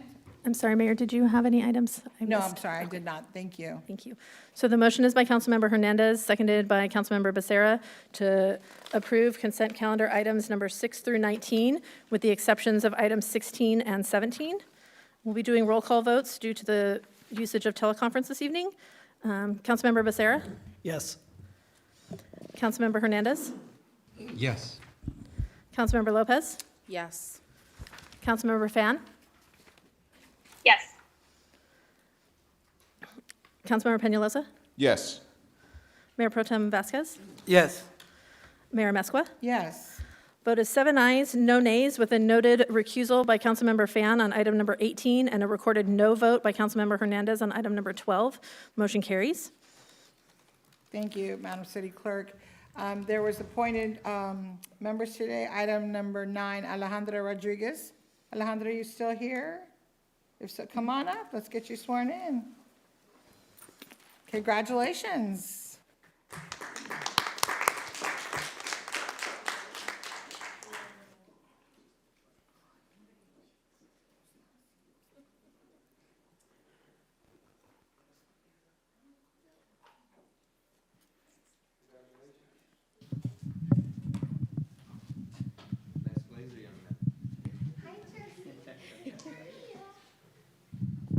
That's where Jesse is set.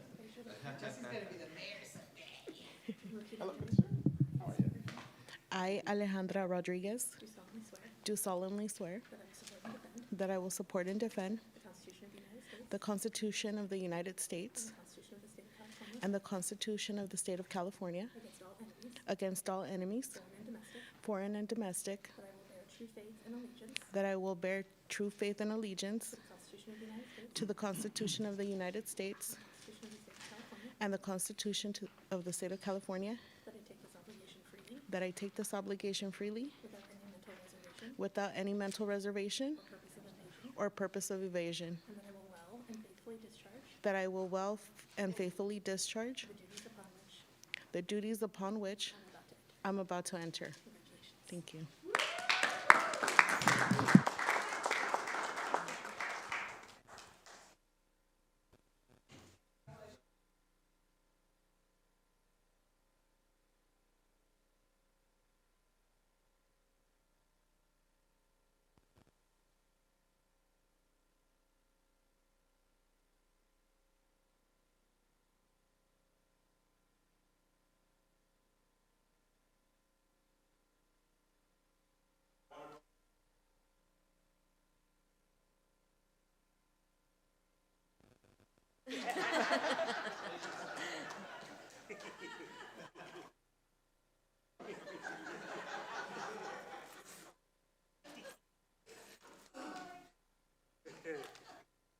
Okay, all right. Madam City Clerk, it's all yours. Yes, Mayor Mesqua, the first item pulled is item number 16 by Councilmember Hernandez. Thank you, Madam City Clerk. I just pulled this item because I am immensely supportive of our city manager. Having gotten elected in 2020, I had the honor of working with 2 other city managers during my tenure. And one of the things that really excites me about our city manager, Alvaro Nunez, is the 8 different areas of focus that he's applied to our city manager's office. Those areas are: number 1, city stability; number 2, public safety; number 3 is legislative affairs; number 4 is community engagement; number 5 is fiscal responsibility; number 6 is economic development; number 7 is immigration; and number 8 is arts and culture. These are a number of areas where our city manager has ensured to improve the city's not only services, but the way that our city is able to function in these respective areas. Some areas that I want to highlight as a council member that are deeply important to me is the meeting efficiencies that have improved here in our city hall. Our city council meetings have been streamlined. Our members of the public have been able to advocate for what's important to them. They've been able to have outreach that comes directly to their backyard to engage them in budget processes. And more importantly, we're seeing a city council agenda that is not moving past the midnight hour. We are establishing a strong executive management team, and that is part of our city's stability plan. We have added Kat Downs as our assistant city manager, Min Tai as our assistant city manager, Sylvia Vasquez as our deputy city manager, and Robert Rodriguez as our police chief. Furthermore, our city manager's office on the 8th floor is fully staffed. We unfortunately had a number of openings in the city manager's office that I felt impeded our ability to effectively deliver services. Immediately, as soon as he became our city manager, he made sure to fill those positions so that we can increase our output as a city and our deliverables. When we get those calls for service, we want to be able to adamantly get back to our residents and, more importantly, deliver on their results. We were able to expand quality of life team staffing. We were able to train our sergeants within our police department. In the area of public safety, we've seen an active city attorney's office engage and work across our police department and the city of Santa Ana. We're seeing focused enforcement. We're seeing police training. In the area of public works, we're seeing safety fencing along bike trails that have synonymously over the last couple of years have caused concerns for each of our residents across respective wards. We're now seeing these areas get the attention that they deserve from our city manager's office. We're seeing a windstorm response that we once didn't see. We're seeing focused bus stop cleanings. Cal Optima street medicine program was successful under the city manager's office, and I will make a motion to support the increase to our city manager. And we have a motion on the floor. I'll second, and I have And comments. before you take that action, I think our city clerk has an announcement on this item. Yes, before final action of the council for item number 16, pursuant to Government Code Section 54953C3, an oral summary of the salary and benefits shall be made prior to final action of the council and any local agency executive. Approval of item number 16 includes a salary increase for the city manager, resulting in an annual salary of $340,200 effective March 18th, 2025. Also noting for the record, Councilmember Fan did board her flight and is no longer on the Zoom call. Thank you. So I have my comments, and then I don't know if anybody else has them. Thank you, Councilman Hernandez, for pulling this item, and I know you wanted just to make comments, and I do as well. So first of all, Mr. City Manager, thank you for sharing this with us. And I do support this item 110%.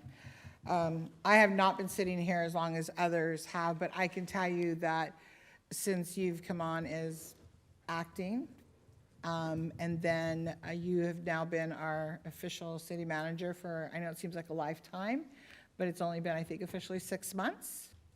And in that time period, and this is the start of my 3rd year as the mayor, you have accomplished many things with your team. And things that were not getting done.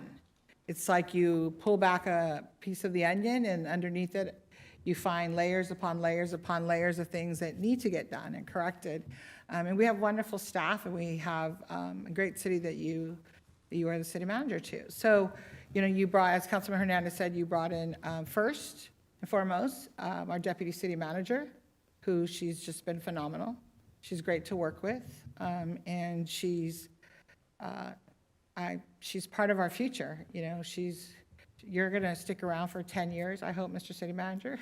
I'll be long gone by then, but I'm sure our deputy city manager will be here. And then you brought on Min Tai and Cat Downs, and it's the first time in the history of Santa Ana that we actually have, that I can recall, somebody correct me if I'm wrong, that you actually have a city manager, 2 deputy city managers, 2 assistant city managers, and a deputy city manager. There are cities that are smaller than us that have a level of leadership like that. But when you came on, you were able to recognize the need for that. So as Councilman Hernandez mentioned, we can be more efficient, right? We're getting things done.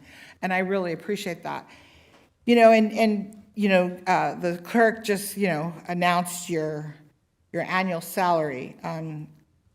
It's great. The whole world knows about it, right? So, and I'm not ashamed of it. I also want to be clear to announce that you're not taking a car allowance.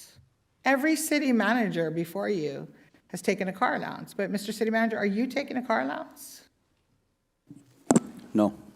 And I thank you for that, because that is a savings, right? And so for whatever your reason is to not do that, I appreciate that. But by all means, if next time around you want your car allowance, say something.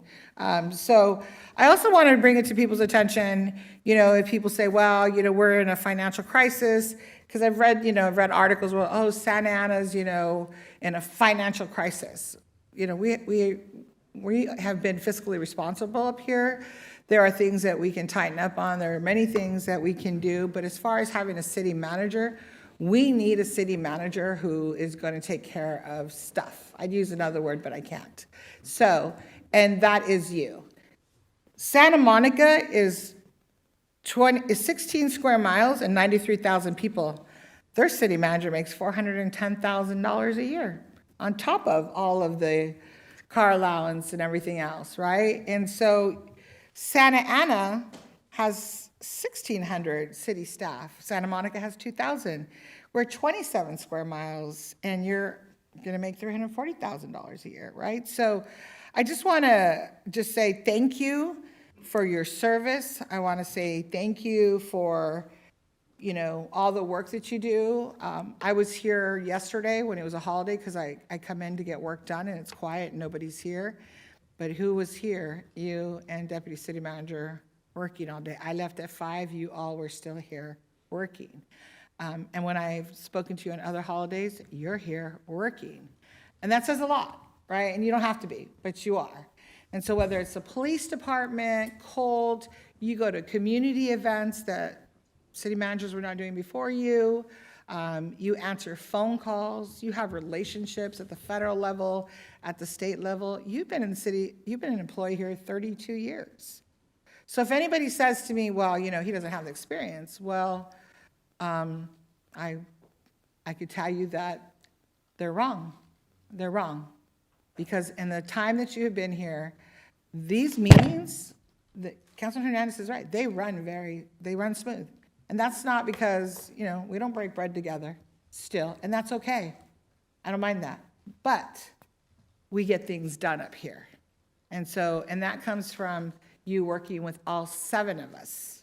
Not one of us, but you work with all of us.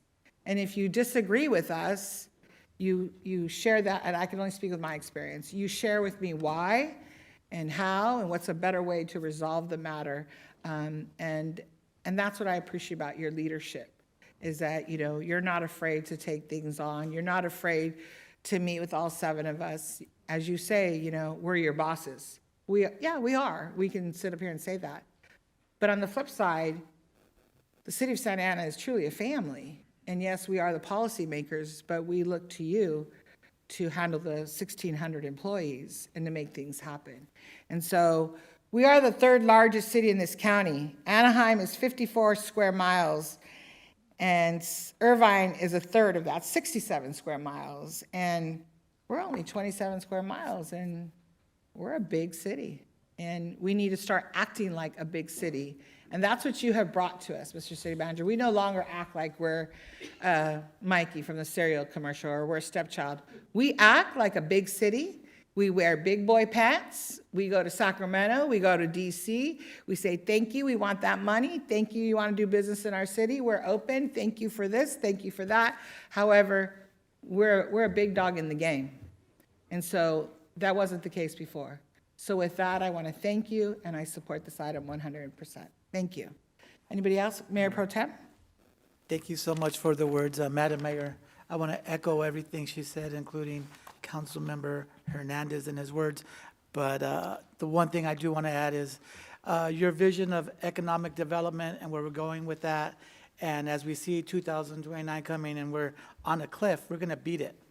We're going to get there by building up and making sure we have the funds ready, not by cutting services, but by making sure we grow. And I love that vision that you brought to this city, and we're continuing to be with you, and it's all of our responsibilities.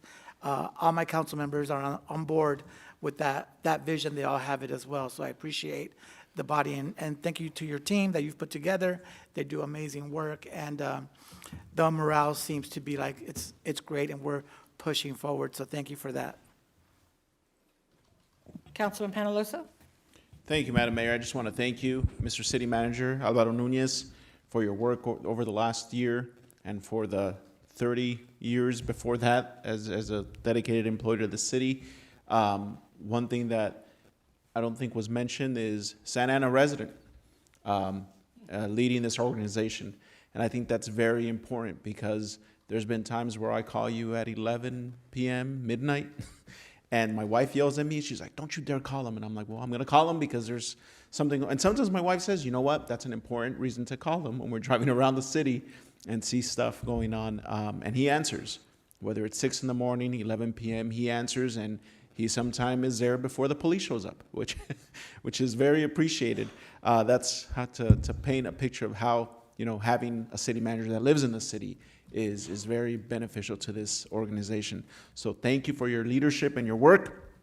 I want to let city staff know that he's doing the job we hired him to do and are trusting him with. So and I'll say it because I've said it before, you get shit done. So thank you for that. I didn't want to say that. No, I'll say it because I've said that before and I won't shy from it. And I want to thank you for that. And I know that you're going to steer this ship accordingly and keep us from falling off any of those edgy waters off the cliff. So with that, Mayor, those are my comments. Thank you. Thank you, Councilor Becerra.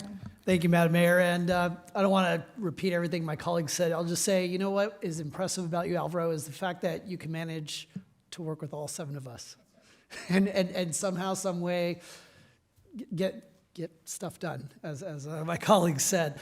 No, I really appreciate it. I mean, it was obvious from, you know, just your work with the council prior to your arrival as city manager, and you continue to do the good work. So thank you very much.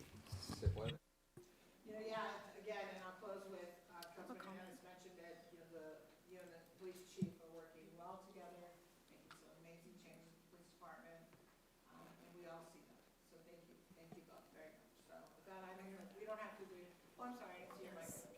Councilmember Lopez, please. Yes, I'll make this super brief. But first, I want to thank you for the work that you've done since being interim and then being appointed as permanent city manager to lead the city. Part of my professional background in corporate, for better or for worse, sometimes makes it challenging for me to not implement what I've learned. And part of that is just the importance of how reviews are done, and also the importance of metrics. And I think for me, you know, the 8% was just outside of the ballpark of what I wanted to see. But that's not because I don't think that you deserve a raise. Again, I think you worked hard in the short time that you've been in your position. But there are other factors that I do have to take into consideration. And at the end of the day, I also have to be responsive to my constituents who have made it very clear to me that, you know, sometimes public service isn't or shouldn't be about how much you can make. And I just want to make it clear from my perspective, I don't think that's why you're in this role. But again, I think giving the status and other issues, I'm not going to be supporting what the council recommended, but again, I do just want to thank you for your work. It doesn't mean that you are that you should not be receiving a raise, and I think that's also what the council recognizes. So thank you. Thank you, Mr. City Manager. As my mic was off when I was speaking, I apologize. The work that you have done along with Chief Rodriguez, thank you so very much. And again, I want to say what Congressman Correa says. What does he say? He says, you pick up the darn phone. And that's how well it is here, because before nobody picked up the phone. And I believe, Gaston, we picked up $21 million, correct? Something like that from our congressman? 20? All right, I'm off $1 million, 20 million. And 25 million, and that's because of relationships that you have with our congressmen, whether it's Correa, Padilla, Schiff, our assembly members, Cal Cities, all of the above, and that 8% raise is well-deserved. And so with that, let's prepare to vote. A motion by Councilmember Hernandez, seconded by Mayor Amezcua, to approve recommended action for item 16, approving a First Amendment to the employment agreement between the City of Santa Ana and Alvaro Nunez, and adopting a resolution of the City Council of the City of Santa Ana to effect certain changes to the city's classification and compensation plan. We do have the electronic voting available. So just to confirm, we're going to go back to electronic because Councilmember Fan is no longer on with us. That is correct. Thank you. Okay. And the vote is 5 ayes, 1 nay. Nay by Councilmember Lopez with a recorded absence by Councilmember Fan. Motion carries. Mayor, the next item is item number 17, pulled by Councilmember Becerra. Councilman Becerra. Thank you, Madam Mayor. So this item is to award a construction contract for Fire Station 70 up on Old Grand. This item asks our council to amend the 2024-2025 capital improvement program to include $716,000 in construction funds for this fire station construction project. One of the reasons I pulled this item, I support the item, but I just want to take the opportunity to reiterate, that we need to have a long-term plan when it comes to our fire stations. We need something comprehensive that assesses all of them, kind of similar to what we did for our Parks Master Plan. So I just want to take this opportunity to, again, emphasize how important this is, because as we've seen lately, it's important that we have very, very adequate fire stations and fire infrastructure. So with that, I'll go ahead and move the item. I'll second. Any comments?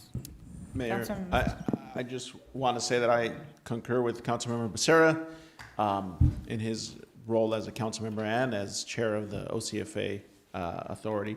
I know that there are a couple of fire stations in my district that look just from the outside that they need a lot of TLC. So I think this warrants a full study on all the fire stations in our city. Those are my comments, Mayor. Thank you. Thank you. Councilmember Lopez? Yes, super supportive of this item.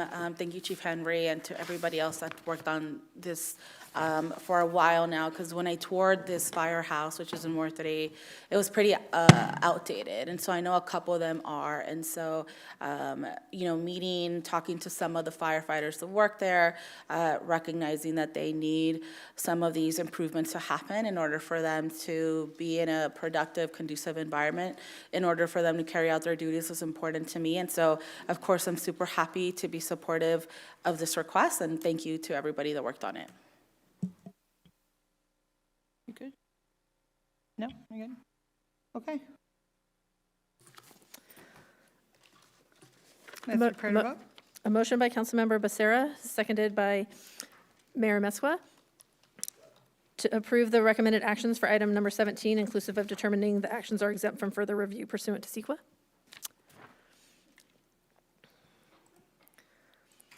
Vote is 5 ayes, no nays, with absences by Councilmembers Hernandez and Fan. Motion carries. Great, thank you. Mayor and City Council, that concludes the consent calendar this evening. All right, at this time, we're going to go into the business calendar. Item number 20 is the fiscal year 24-25 to create a construction services section and add 13 full-time positions. May you please have the staff report? Does the council need the staff report? Would like the staff report? No, I read it, so. All right, no? All right, let's prepare. Is there a motion? I'll make a motion. Second.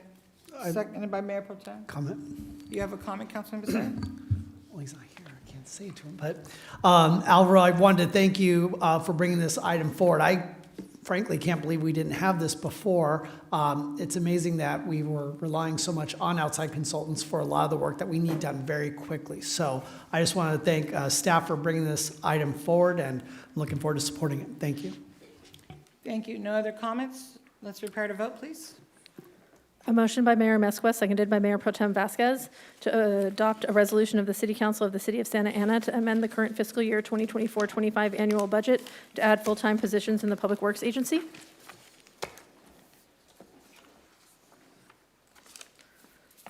Vote is 6 ayes, no nays, with an absence by Councilmember Fan. Motion carries. Thank you. Item number 21 is the omnibus amendments to Chapter 2 of the Santa Ana Municipal Code. Does council need a report? Seeing none, is there a motion? I'll move it with, Second. hold on. I'll move it, but with one condition, and that is, so on section 2-331.5, and that's the portion regarding the personnel board and their meeting frequency, I would like to add to the end of that particular section, and may hold up to 2 additional meetings per month.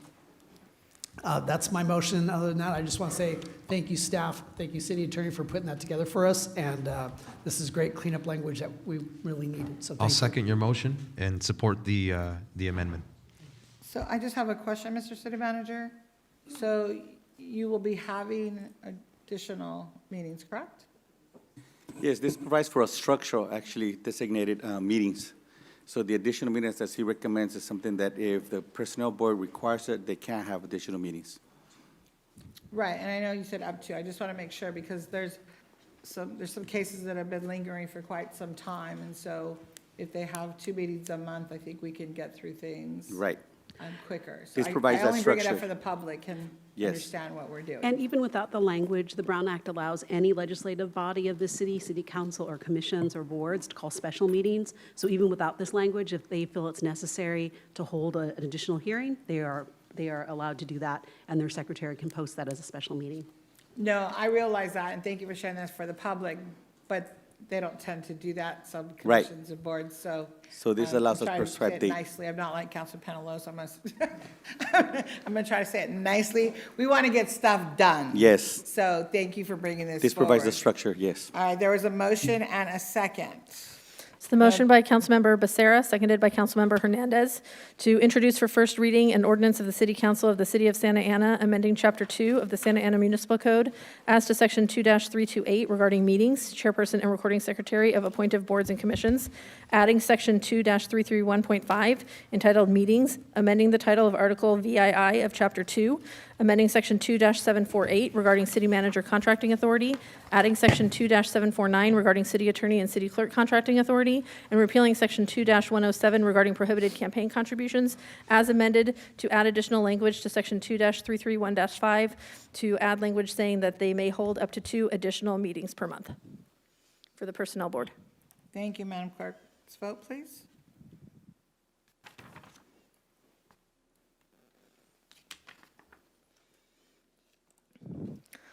Vote is 6 ayes, no nays, with the recorded absence by Councilmember Fan. Motion carries. Ordinance is introduced. Thank you. At this time, we are going to city manager comments. Mr. City Manager, can we please have your comments?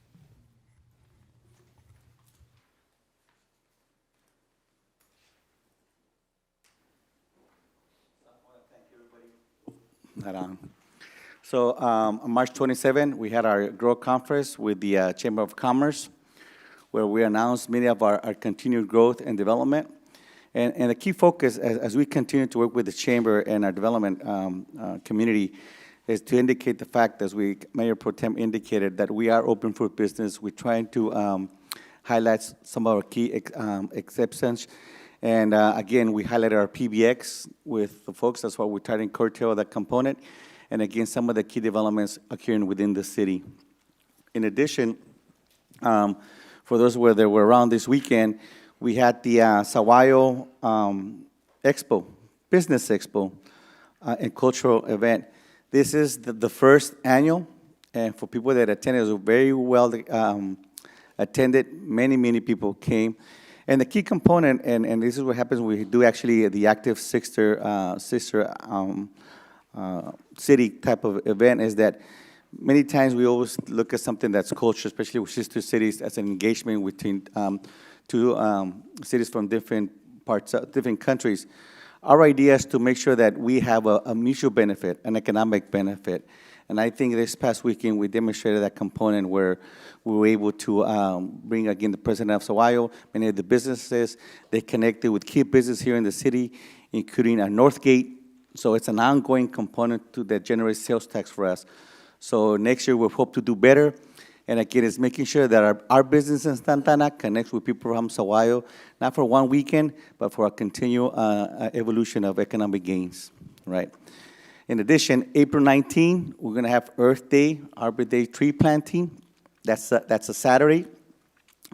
We will work with each council member in their ward to have folks participate, and each ward have their own tree planting events.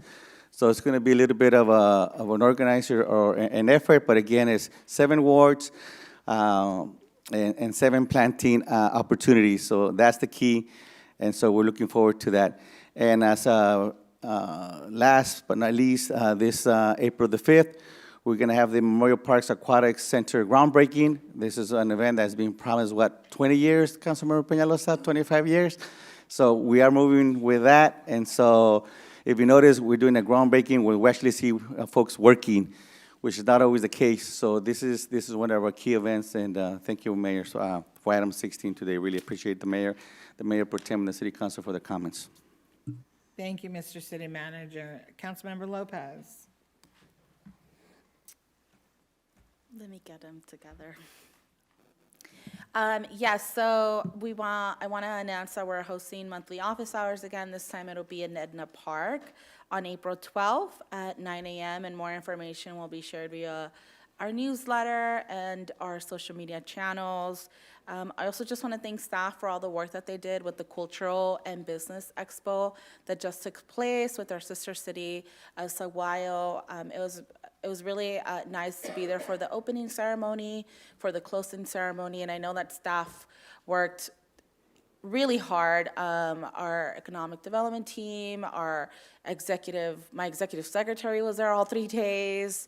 And so I was really glad that they also got the day off for Cesar Chavez Day, because it was supposed to end at a certain time, and then it was extended because there were so many people there. And so I think that really speaks to the market that we were able to capitalize on, and also just tells us that there's a need for more and to make it bigger and better next year whenever we host it again. And I do want to thank the delegation of Saguayo, the president of Saguayo, always so professional, kind, and just a joy to be around. And lastly, as the city manager mentioned, there's going to be tree planting ceremonies throughout the entire city for Earth Day, which you all know how important it has been for our office. And I really want to thank Parks and Recs and Public Works for helping us with those efforts. And in Ward 3, you can expect a tree planting ceremony at Santiago Park and at Cabrillo Park. So thank you, and I hope that we see you all participating at the tree planting ceremonies. Have a good night. Councilman Panalosa? Thank you, Madam Mayor. I just want to reiterate again, thank you, city staff and city manager. You just mentioned that Memorial Park, over 25 years in the making. Bristol Street, over 30 years in the making. Centennial Park improvements, over 10 years in the making. So these are all things that the council has prioritized over the last couple of decades, and we finally have somebody that really is making them happen. So thank you, thank you, thank you. I also want to announce that at the last city council meeting on March 18th, if you all recall, I abruptly left midway. Didn't want to, because I wanted to really partake in the budget discussion, but my wife had reached out to me that her contractions were getting very close and uncomfortable, so I left, and I'm happy to announce and excited and proud that we welcomed our second child, our son, Lucas Elias Peñalosa, at about 3:45 in the morning. So about 5 hours after I left the city council meeting, I was listening to it for about 2 hours at the hospital room. Then I was yelled at by my wife and the nurses that came in. So I did shut it off, but I tried to listen as much as I can. But our son is healthy, mom is healthy. He was born March 19th, shares a birthday with his grandpa, and 19 inches, 6.1 pounds, and Penny, little Penelope, was very excited and happy to meet him. So we're all happy and healthy, and just wanted to make that announcement for the record. And yes, please join us this Saturday at 10 in the morning at Memorial Park for the groundbreaking ceremony of this long-awaited reconstruction of our aquatic center at Memorial Park. It's intended to be the flagship aquatic center for the city, so we're excited to finally break ground in that, and seeing the movement and speed of that construction and demolition take place over the last couple of months has been great to see and refreshing. So thank you, city staff. Thank you, Public Works and Parks and Rec, for your leadership there. With that said, Mayor, those are my comments. Thank you. Thank you very much. Councilman Hernandez? Thank you, Madam Mayor. I just wanted to start by thanking our city staff and our members of the public who tuned into today's council meeting. We thank you for your participation and your comments. I particularly would like to thank our city manager for his leadership and his work. Today, we were able to vote in favor of that increase, and I believe it is important that we reward our workers and we celebrate just how demanding the city of Santa Ana is. And when we have a executive manager who is willing to not only work with all 7 of us and how diverse those demands are, but being able to offer those essential services that our residents need, making sure that our streets are cleaned, our sidewalks are paved, making sure that construction that has historically been neglected, like the restrooms at El Salvador Park, are prioritized. So I want to personally tell you, as an elected that represents over 30,000 residents in my district, thank you. The work that you've done has improved the quality of life for residents in my district, and we just want to tell you we're thankful. I also, on that note, want to highlight that this Friday, April 4th, we are going to be hosting an event at Angels Park, and this is going to be with UCI Playful Learning Landscapes, as well as Santa Ana Early Learning Initiative, and the Flower Park and Downtown Neighborhood Association. We're going to be having an outstanding event celebrating new playground equipment that is installed at Angels Park. This playground equipment was installed at no cost to the community, and it will combine play and learning. And as we know, education is a social determinant over a person's lifetime. So if we can give children access to education early on, I believe that'll prepare them for the next 80 years. If we can also highlight some of the good work that Parks and Rec is doing, of course, we have the Aquatic Center happening this Saturday. We also have El Salvador Park, the opening for the garden, the community garden. Parks and Rec is doing a doubleheader. They're doing El Salvador Park and the Aquatic Center. We also have the Thrive Micro Farm, which will be opening on April 5th, 2025, here in Ward 5. And we also have a brand new pizza restaurant in downtown. Santos Pizza will be having their grand opening at 307 West 3rd Street. And on a more somber note, I would like to respectfully request my colleagues for us to close our meeting today in memory of a Santa Ana employee, Isidro Cid Pineda. He was a sanitation inspector with our city since 2009, and he passed away peacefully at his home on Friday. He was a member of SEIU Local 721, and he was a member of the Santa Ana Chapter Board. And as an employee who worked for our city since 2009, I had the privilege of meeting him over the years that I've served here as a council member, and I just want to say may he rest in peace. He will be remembered for the great work that he did here in Santa Ana, and my condolences to his family and to his brothers and sisters of SEIU. Thank you. Thank you, Councilor Hernandez, and thank you for recognizing Sid and closing in his honor.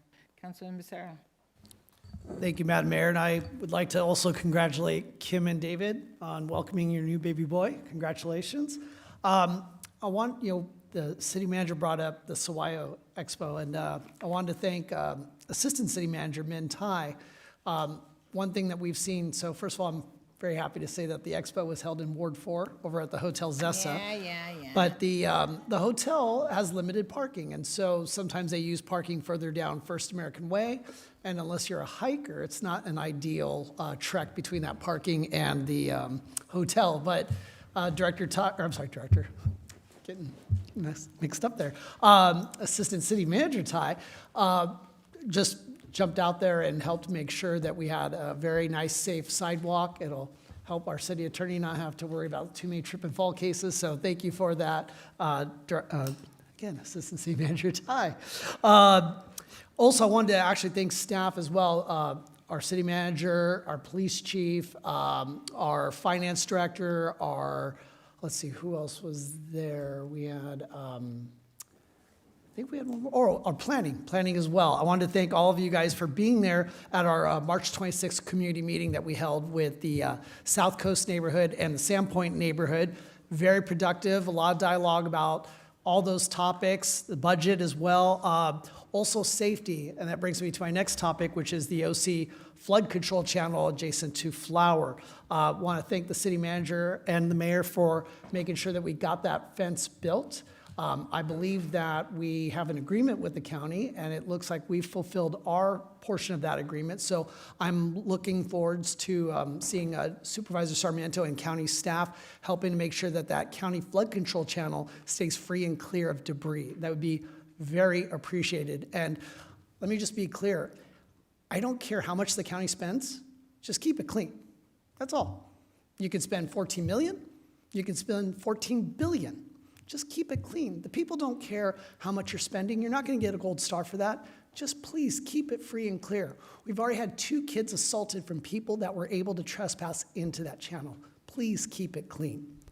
On another note, speaking of criminals, I would like to ask that with Prop 36 passing with such overwhelming support, our state senator, Tom Umberg, is pushing a bill, Senate Bill 28, and that bill will help to implement treatment courts as demanded by Prop 36.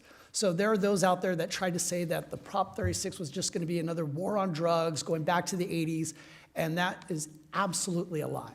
We know that Prop 36 is a much better alternative. It involved having treatment mandated felonies, which would mean getting folks into treatment. And if they were able to complete that treatment, then the felonies would be washed from their record. but you need to actually implement it. So the voters have spoken, and I appreciate Senator Umbert for doing what he's doing by introducing Senate Bill 28, and I am very enthusiastic about supporting that. One more thing I want to express my support for is the Orange County School of the Arts. The Santa Ana Unified School District is, in my opinion, trying to balance their budget on the backs of one of the best schools in the entire state, if not the country. They're right here in Santa Ana, and instead of partnering with OSHA, it's almost like they want to put them out of business, and that would be such a blow to our city and the entire county. So I am hopeful that the Santa Ana Unified School District will be able to work with OSHA and come to an agreement so that OSHA can continue to just thrive and send so many wonderful kids, both from Santa Ana and throughout Orange County, to universities all around the country. And God forbid, get them on TV or radio or anywhere else where they can perform and let their talents shine. Lastly, I will be hosting my monthly office hours on Saturday, April 5th at 10 a.m. at George Upton All Access Park over at Thornton Park. Good night, everybody. Thank you. Mayor Pro Tem? Thank you, Madam Mayor. Congratulations, I want to say to David and Kim, to your beautiful son, Lucas Elias. Congratulations. It's just great to see you this happy. I like that smile. As well, I went to the growth conference, and the optimism that we had and the reports were great. I love it that we have this economic environment in Santa Ana, and I did meet with a high school friend of mine who's a regional director of Bear Paint. And he played water polo with me. We knew his whole family, and I just wanted to say, Bear Paint is homemade here in Santa Ana. When I went to go get my house painted, and I was at Home Depot, they're like, which paint do you want? You could get that cheap one or this Bear Paint that's going to last you longer. I'm like, I'll pay for the Bear Paint because it's going to last me longer, and it's great. So Bear Paint is our paint. It's made here in Santa Ana. So we support anybody, any company here in Santa Ana for sure. So thank you, Vince Arun, for taking the time to talk to me. The Sawayo Expo was great. I loved it. We are really, truly Pueblo Mágico Santa Ana. We are Pueblo Mágico, and whether we get that or not, we are already that. We are a beautiful city, and I appreciate it, and I hope we can work on it with the government of Mexico. And my last speaking notes, I've been so much more busier, and I want to thank my office aide, Karina Romero, for doing all the work, so much things. We've organized with the neighborhoods. We've got them dumpsters. We have resource fairs. Some neighborhoods want neighborhood watches. We're going to support them if they need that. And we want to support neighborhoods that have gone dormant. We're working on making sure they all meet. So thank you, not only just Karina Romero, but all our aides. You're the unspoken heroes of the city. You guys, all of your aides do good work, and they're hardworking people. And with that, thank you and good night. Thank you, Mayor Pro Tem. I appreciate it. And you are right. Our aides are the unsung heroes that people don't really talk about. I know that I think I have the best one, but whatever. I'm a little biased. So, but I can tell you that, mine is busier than I am, and she does so much for me, and I appreciate everything that she does. And so thank you, Claudia, for everything. Okay, so my comments. So while this weekend, amazing. The Business Expo, wonderful. I can't, everybody said it. It was just great. And I want to really thank Anna and Gabby and all the other city staff that really went above and beyond, made it successful. And I know there's so many people that really just made it wonderful. And the shuttle and having the Hotel Zessa, yes, it's in Councilman Becerra's ward. We won't hold that against them. But there were so many people, and next year it'll be bigger. And so I was very pleased. And as you had indicated, IKEA was there, and Northgate, and some other businesses. So really happy about that. And I want to thank everybody who made it happen. And I know it didn't happen overnight. There was a lot of planning and people involved in that planning. And so thank you to all the city staff and Mr. City Manager, your leadership with your team. Thank you for everything. And I know you were there all weekend. I was there opening day, and I know Claudia was there for me the other days, but you got your staff, you guys were there all weekend. So and I know you didn't rest yesterday because you guys were here. So, but thank you for everything. It was wonderful. And Manuel and Jimena are just, and all of them, they're happy. They're just so happy. So great. Wonderful. The GROW conference, you know, I was there with the Mayor Pro Tem and Councilman Becerra. It was great. It always is a wonderful event. But we made it clear to let people know that Santa Ana is open for business. And so we wanted them to know that. And so we should put that everywhere, all over the city. We're open for business. Only good businesses, of course. Before I go any further, I do want to announce that on March 26th, through AB 329, need to report that I was in Sacramento testifying on Senate Bill 329 with Senator Blakespear. And it was regarding legislation to ensure timely investigation of complaints against alcohol and drug treatment facilities and sober living homes, because as we know, many things are occurring in these programs, and we have them here in Santa Ana. So we're hoping that things go well with that bill, so that we can have some local oversight as well, right? Some local control. And thank you to Senator Umberg, as Councilman Becerra indicated, with Prop 36 with his bill, Senate Bill 28. Really appreciate always his support. I also had the privilege of attending the League of Cities Policy Committee meeting in Burbank, and I sit on the Public Safety Committee. It's a good committee to be on. We talk about policies and resources for quality of life and cleanup bills, and one of them was about law enforcement, one of the bills, and it was really a cleanup bill that we all voted on.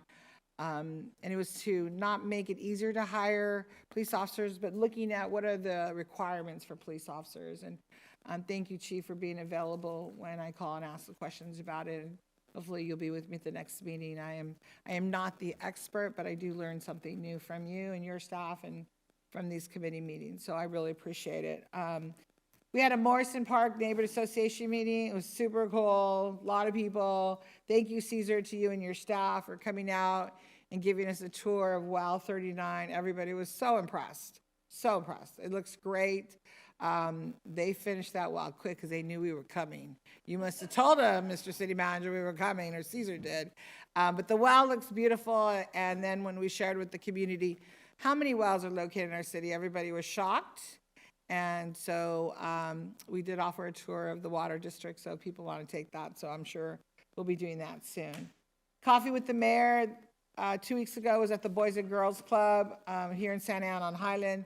Thank you to all the city staff that come out on a Saturday, answer the questions, share with our community the good, the bad, and sometimes the ugly. And thank you to all of you, the police department, Mike, Hawk, Nabil, everybody who comes out, the city manager, staff, everybody.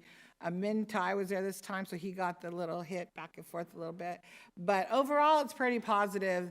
The big issues are always parking, homeless, police. Right, Mike? That's about it. And then Hawk gives almost the closing, right, to talk about all the wonderful things that we're doing at parks. So we can't wait for the butterflies to come back because they are coming back, and I cannot wait. Tree planting event. I'm so excited. We were originally going to do a Mayor's Tree Planting Day, but I was like, I'll share the love. So, because I had already put it on the books, I'll share the love with the entire city council, because Councilor Becerra, Penalosa were going to join me, so let's just share it with everybody. So I'm super excited about it. On April 19th, I will be at Santiago Park planting trees, and if you all remember Iker, who came to do the Pledge of Allegiance with me, he's working with Wyatt, our youth commissioner. Iker has a tree that's about this big now, and he's super excited to plant his tree, and he's been asking me for 2 years to plant his tree. So we're going to plant it at Santiago Park. And at Morrison Park, we got a gentleman who donated some trees, so we're really excited about that as well. All right, the last thing I'll close with is really important. Do not forget to take the city budget survey. Do not forget, please. Those of you that are watching from home, I know, Mr. City Manager, we're putting it out there. We need to put it out there more and more and more. We need people to take that survey. It is until when, Kat? End of April?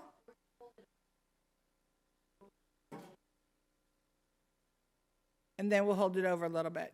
Okay, so we're gonna hold it over. It'll end in April, but we'll hold it over a little bit. So everywhere I go, I give the cards out, every coffee with the mayor, neighborhood association, community meeting, pass them out at gas station, pass them out at churches.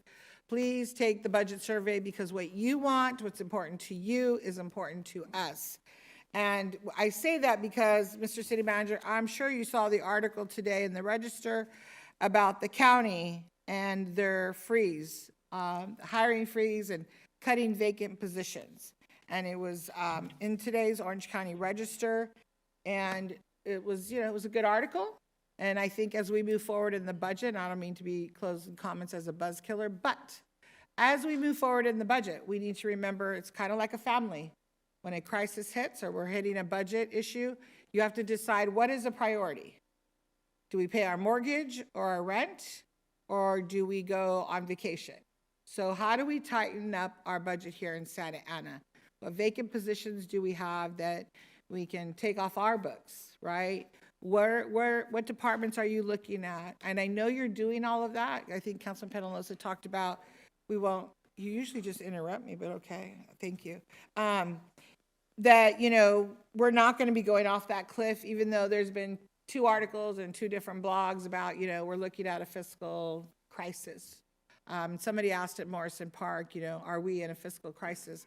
I think there's a lot of cities that can be heading that way, may be heading that way, but I have faith, and I want to believe, as Mayor Pro Tem had mentioned, you're already addressing those issues with your team. And all the executive team, we're looking at where we tighten up, how do we do this, where we cut, do we need all these consultants? That's why today the 10-man crew, man-woman crew was approved. I don't think we need consultants to pay them $400,000 to draw us a picture of a project.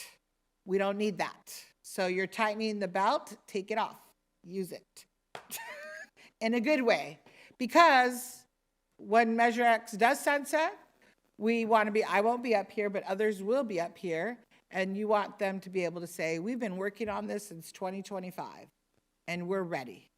And so I want our constituents, I want the community to know that it is like a family. For anybody up here that has a family or pays bills or owns a home or just has a budget, sometimes you have to tighten the belt.